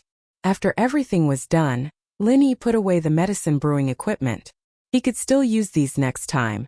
The alcohol was pretty much all gone, but these things were sold everywhere. He didn't think he'd left anything behind, so he called the reception downstairs and told her to check out. But when Lin Yi's eyes landed on the bed, he couldn't help but smile bitterly. It seemed that he'd have to pay for it. There were bloodstains all over the bedsheets, evidently. It didn't take long for the owner to saunter into the room. It seemed that this hotel usually didn't have any attendants, and she was the only one running the place. Linny had opened the window before the owner came up, letting in some fresh air. The smell of the medicine wasn't that strong, and the owner didn't notice it at all. She was stunned by the blood on the bed the moment she stepped into the room. Lin Yi's eyes widened as he stared at the blood on the bed. Ew, this bed sheet? The owner pointed at the bedsheet in the room, shocked. She couldn't speak. She was too shocked. She'd been thinking that it was Chi-Chi's first time, and that was why she was limping. Now that she saw the blood stains on the bedsheets, it only confirmed her evil thoughts. But at the same time, she thought that Linny didn't know how to be gentle with the fairer sex either. It was his first time and he was already in such a terrible state. Was he trying to kill her? If someone were to die in her hotel, she'd be in deep trouble. At that thought, the owner's face darkened. This bedsheet was at least 10 kwai, and with the money she made for the room, she didn't have much left after the bedsheet. What did you do to the room? The owner asked coldly. I'm sorry, I'll pay you for it. Linny didn't know how to explain, so he just told the owner that he'd pay the full price. Since Linny was willing to pay, naturally, the owner didn't say anything else. She thought that this kid was quite smart, or she'd have been waiting to insult him. After checking the room, the owner said, 1 disposable towel, 40 kwai. 1 bedsheet, 60 kwai. 100 kwai in total. All right. Linny nodded.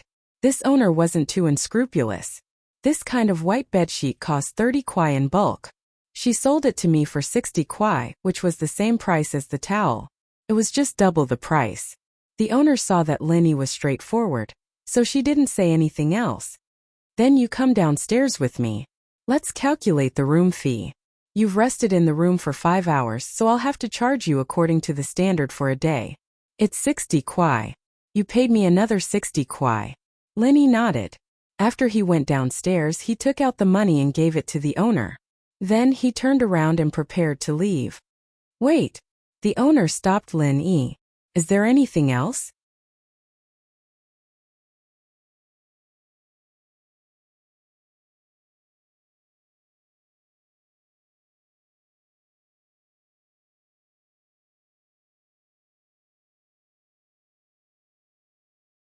Linny turned around and asked. He wondered if the owner felt that it wasn't worth it and wanted to extort him again. The girl you brought just now asked for your name before she left. I told her. The owner saw that Linny was so straightforward, so she kindly reminded him. Based on her intuition, the two of them definitely wouldn't be a couple, so the owner said a few more words. Ah. Linny smiled bitterly. He didn't want to have any contact with the female assassin anymore. But he didn't expect that the female assassin actually remembered his name when she left. Probably there would be trouble in the future. After leaving the hotel, Linny looked at the time. It was already 2 o'clock in the afternoon. He hadn't had lunch yet, but for Linny, a meal wasn't very important.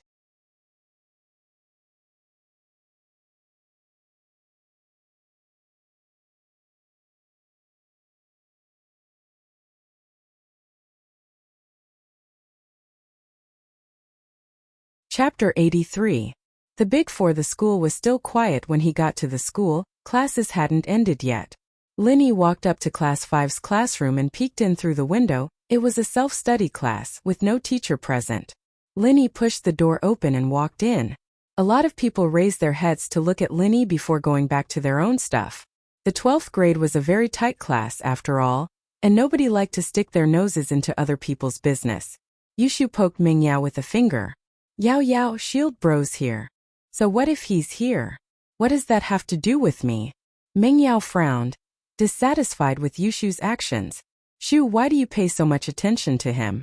You're not really into him, are you? I'd see a living person walking into the classroom if I raised my head. Yushu shrugged. I won't talk about it anymore since it has nothing to do with you. Mengyao opened her mouth but didn't say anything. She just shook her head and went back to reading the notes in her hands.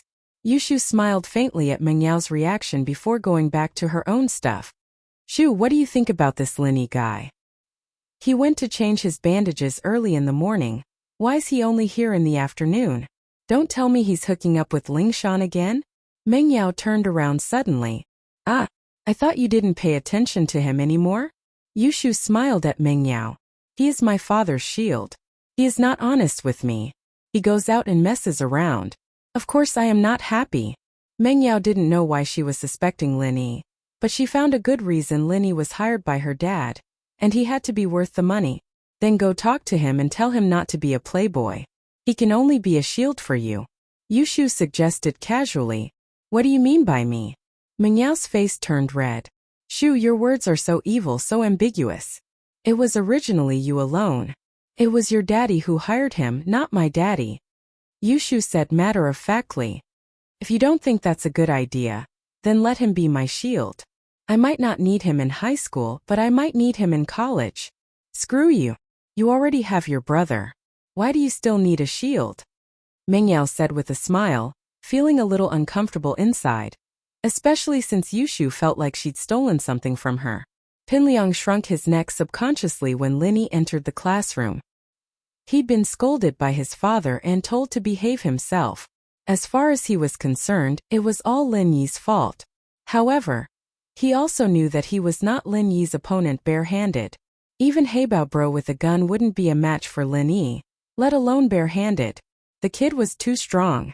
And so, Pinliang knew that he couldn't use the usual methods for revenge. He was waiting for an opportunity, a chance to teach Lin Yi a lesson. As for Kong Xiaobo, Pinliang thought about it carefully after going back yesterday.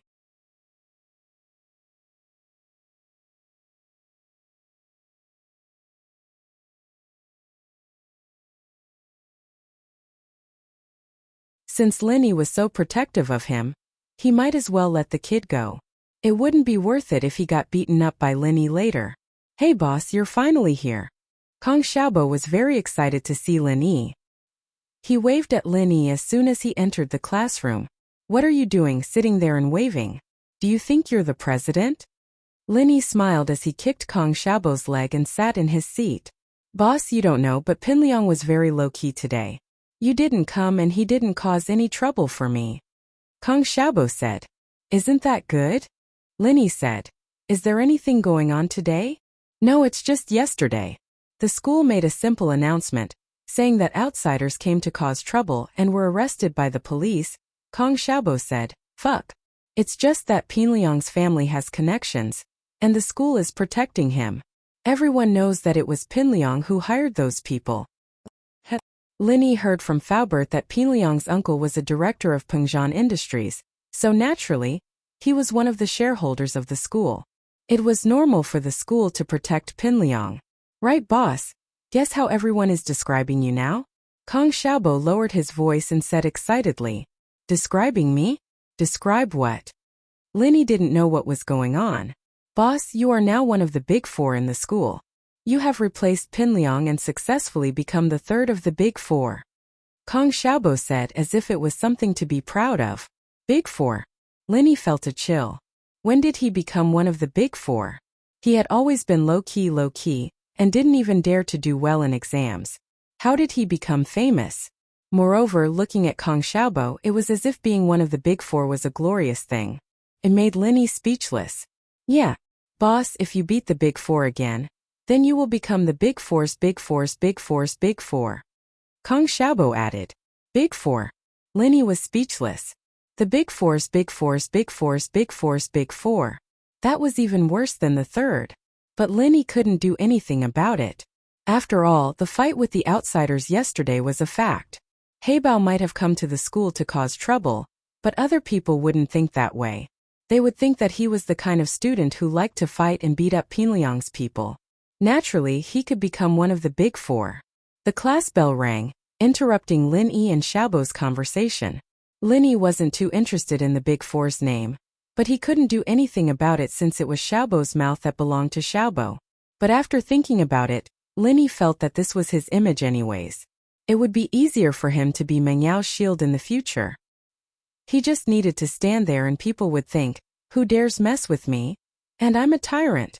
The last class on Friday was physical activity class.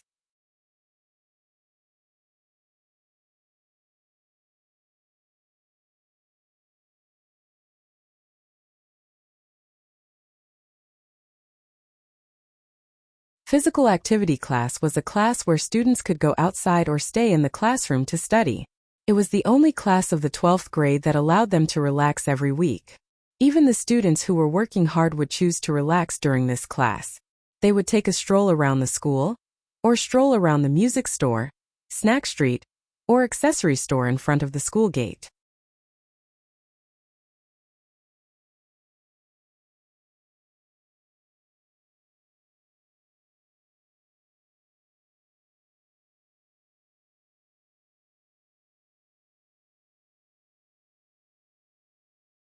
Chapter 84. You go after them. Linny wasn't worried about Pinliang's actions at all. Pinliang might be a little hard to deal with in school, but he wouldn't do anything out of line. Meng Yao had Yushu by her side, and Meng Yao's family background wasn't something Pinliang could do as he pleased.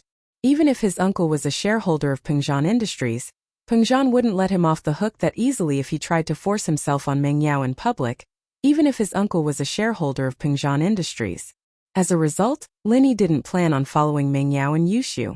Even if Linny had wanted to, Meng Yao's personality wouldn't have allowed him to tag along. Linny might as well focus on his own things instead. Boss, wanna go eat some barbecue at the food street in front of the school? Kong Xiaobo had a date with Linny last night, so he wanted to grab a drink or two with Linny during physical exercise class. He'd been in high school for 3 years, and he'd lived to the age of 18. He'd only felt like a real man these few days. Sure, Linny said happily. He hadn't eaten anything in the afternoon. Linny placed the things he brought back from the hotel in his desk, placing a few books on the outside to prevent them from falling out. Only then was he able to leave with peace of mind. Most of the students had already left the classroom by the time the two left. There were only a few nerds left in the classroom. You couldn't count on these nerds to go out and play. These people spent all their waking hours in books. Kong Xiaobo slowed down subconsciously as they passed by 12th grade class 9. Linny was curious about his actions, but Kong Xiaobo tugged at Linny excitedly just as he was about to ask him about it. Tang Yin. Tang Yun. Linny was taken aback. He subconsciously looked forward and saw a girl walking out of grade 12 class 9's classroom not far away. After the girl walked out of the classroom, she also walked towards the staircase. Linny did not see her clearly. By the time Kong Xiaobo called out, it was already too late. Linny only caught a glimpse of the girl's side profile, followed by a ponytail. The girl was wearing a school uniform. She was very tall, but because the uniform was a little loose, he couldn't see her exact figure. However, since she was called the school belle, she couldn't be bad. It was just a glimpse, but she gave off the feeling of a beautiful girl in a romance game. She had a strong academic vibe. She was indeed a popular commoner beauty. How is it? How is it? Kong Xiaobo danced with joy. He was very excited as if he had won the lottery. I didn't see it clearly. What can you tell from the back? Linny patted Kong Xiaobo. Why are you so excited? She's not your girlfriend. Of course not. But to be able to see her from afar is already very exciting. Boss, don't you think it's fate?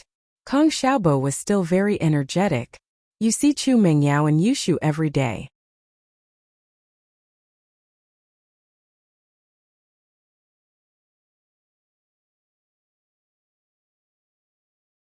Then why don't you have epilepsy?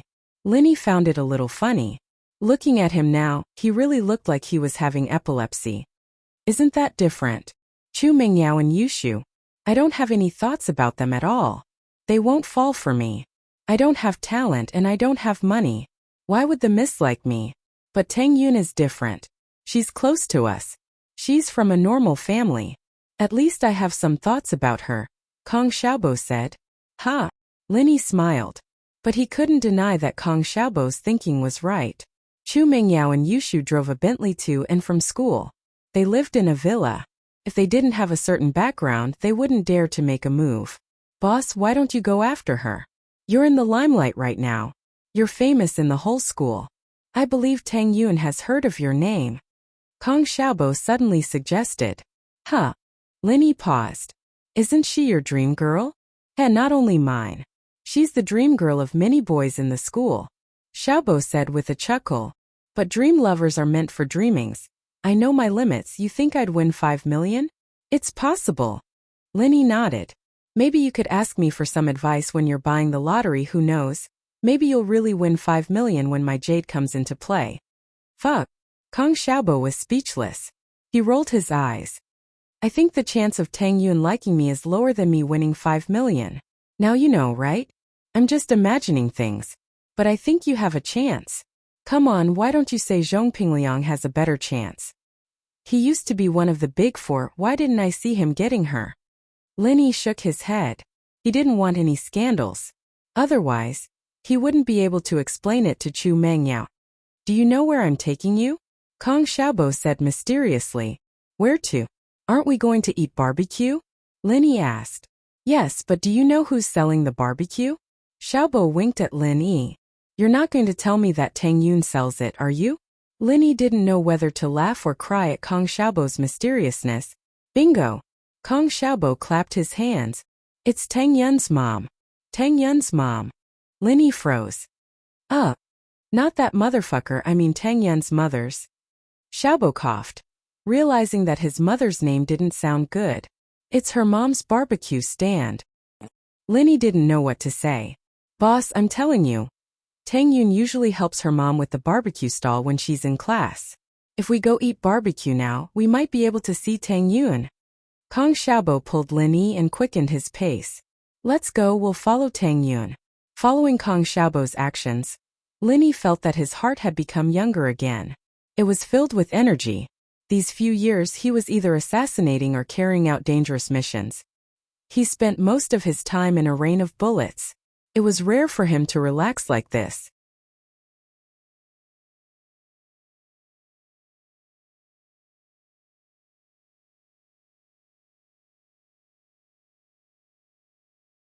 It was only at this moment that Linny realized that this was what he should be doing at his age, wasn't it?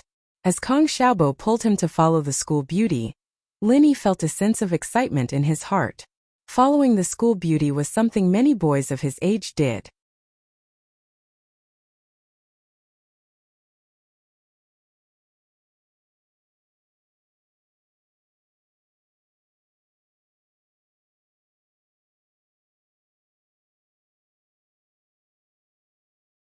Chapter 85. Established facts. If even Kong Xiaobo knew about it, Zhou Ruoming naturally knew about it as well. After the third period, he brought a group of men to the food street outside of the school. He ordered some skewers and beer and waited for Tang Yun's mother's barbecue stall.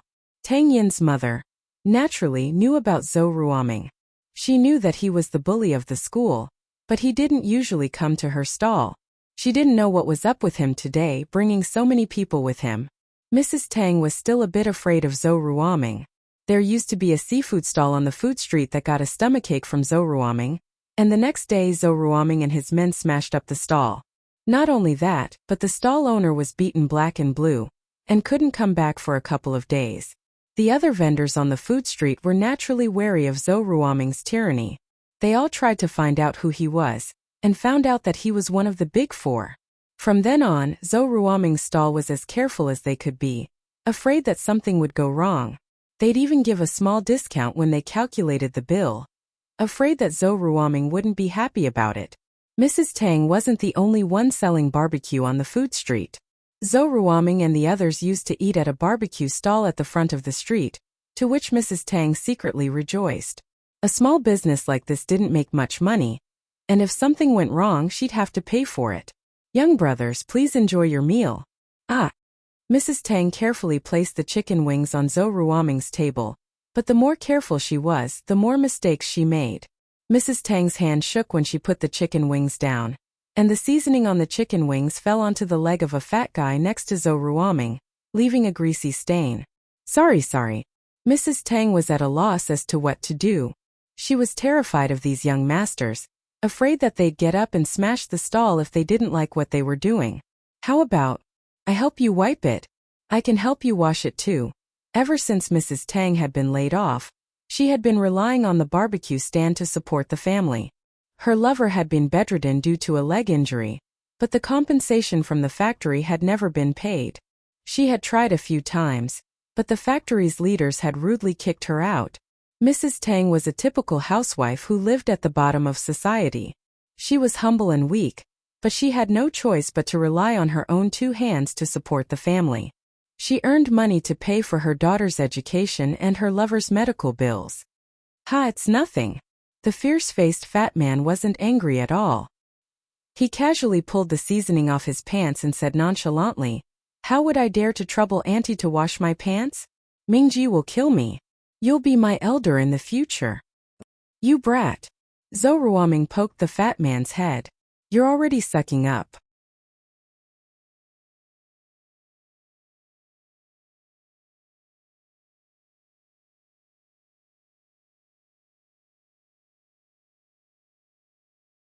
Hehehe.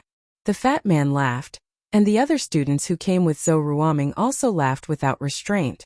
Mrs. Tang looked at the fat man in front of her helplessly. She didn't know what he was talking about, nor did she know what these people were laughing about. The only thing she understood was that the fat man didn't seem to want to hold her responsible. Mrs. Tang let out a sigh of relief and said carefully, "Then, I'll pay for this meal?" "How can I do that? Do you think our Mingji is someone who doesn't pay for his meals?" The fat man waved his hand. "Even if I don't pay for other people's meals, I still have to pay for yours. Plus, we're all family now, we can't be short of money." Zhou Ruoming heard the fat man's words and smiled proudly. This fat man was quite eye-catching. It seemed like he wasn't being nice to him for nothing. Mrs. Tang was getting more and more confused. She didn't know what the fat man was talking about. What did he mean by family doesn't lack money? What did he mean? At that moment, Tang Yun walked over from afar. The fat man didn't care about pleasing Mrs. Tang anymore. He suddenly stood up and shook his fat body, waving his hands and whistling. Zhou Ruoming's lackeys also whistled and winked at Tang Yun. "Sister-in-law is here, sister-in-law is here," the fat man shouted. Tang Yun's face paled when she saw Zhou Ruoming and his lackeys, as well as the fatty's nonsense. She didn't think that Zhou Ruoming would be able to find his way here, not to mention spouting nonsense in front of her mother. When Zhou Ruoming wrote a love letter to Tang Yun rejected him mercilessly. However, Zhou Ruoming didn't seem to care at all. He kept pestering Tang Yun with a cheeky face until the bell rang. Tang Yun ran back to the classroom as if she was escaping. There were no movements for the past 2 days. Tang Yun thought that Zhou Ruoming had given up after being rejected. She didn't expect him to do something like this. How sad would her mother be if she thought that she was dating at school? Tang Yun stopped and didn't dare to move forward. Zhou Ruoming's passionate gaze made Tang Yun lower her head in fear. She blushed, embarrassed. "Boss, Zhou Ruoming's group is in front of us." Kong Xiaobo and Lin Yi followed behind Tang Yun. They saw Zhou Ruoming and his lackeys teasing Tang Yun. Kong Xiaobo was furious. This guy is bullying Tang Yun. "Oh, so his name is Zhou Ruoming?" Lin Yi paused. He recognized the man who was leading the group. It was the guy who got hit by a basketball a few days ago. "You know him?" Kong Xiaobo heard Lin Yi's words and paused. "He is one of the 4 big bullies. I was talking about him before. If you let him go, you are a bully." Lin Yi shook his head and smiled bitterly. It seemed like he had done it a few days ago. "I heard that Zhou Ruoming was rejected by Tang Yun. I didn't think that he would use such a despicable method." He made it a fact in front of Tang Yun's mother.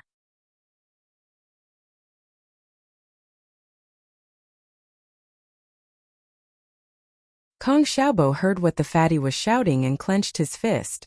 Lin Yi, on the other hand, didn't think much of it. This Zhou Ruoming was a jerk, but he hadn't done anything to Lin Yi. There was no conflict of interest between them, and Lin Yi couldn't be bothered to get involved. "Sister-in-law, sit down. Ming Bro has ordered the dishes. You are the only one left." The fatty winked at Tang Yun. He wanted to squeeze his eyeballs out. You're tuning into the Lee May's Sword of Destiny YouTube channel. We're so grateful for your support, and don't forget to subscribe to join us on this incredible journey through captivating stories. Your generosity through donations truly makes a world of difference, as it's the primary source of revenue that allows me to expand and enhance this channel for you. Thank you from the bottom of my heart for being a part of this adventure.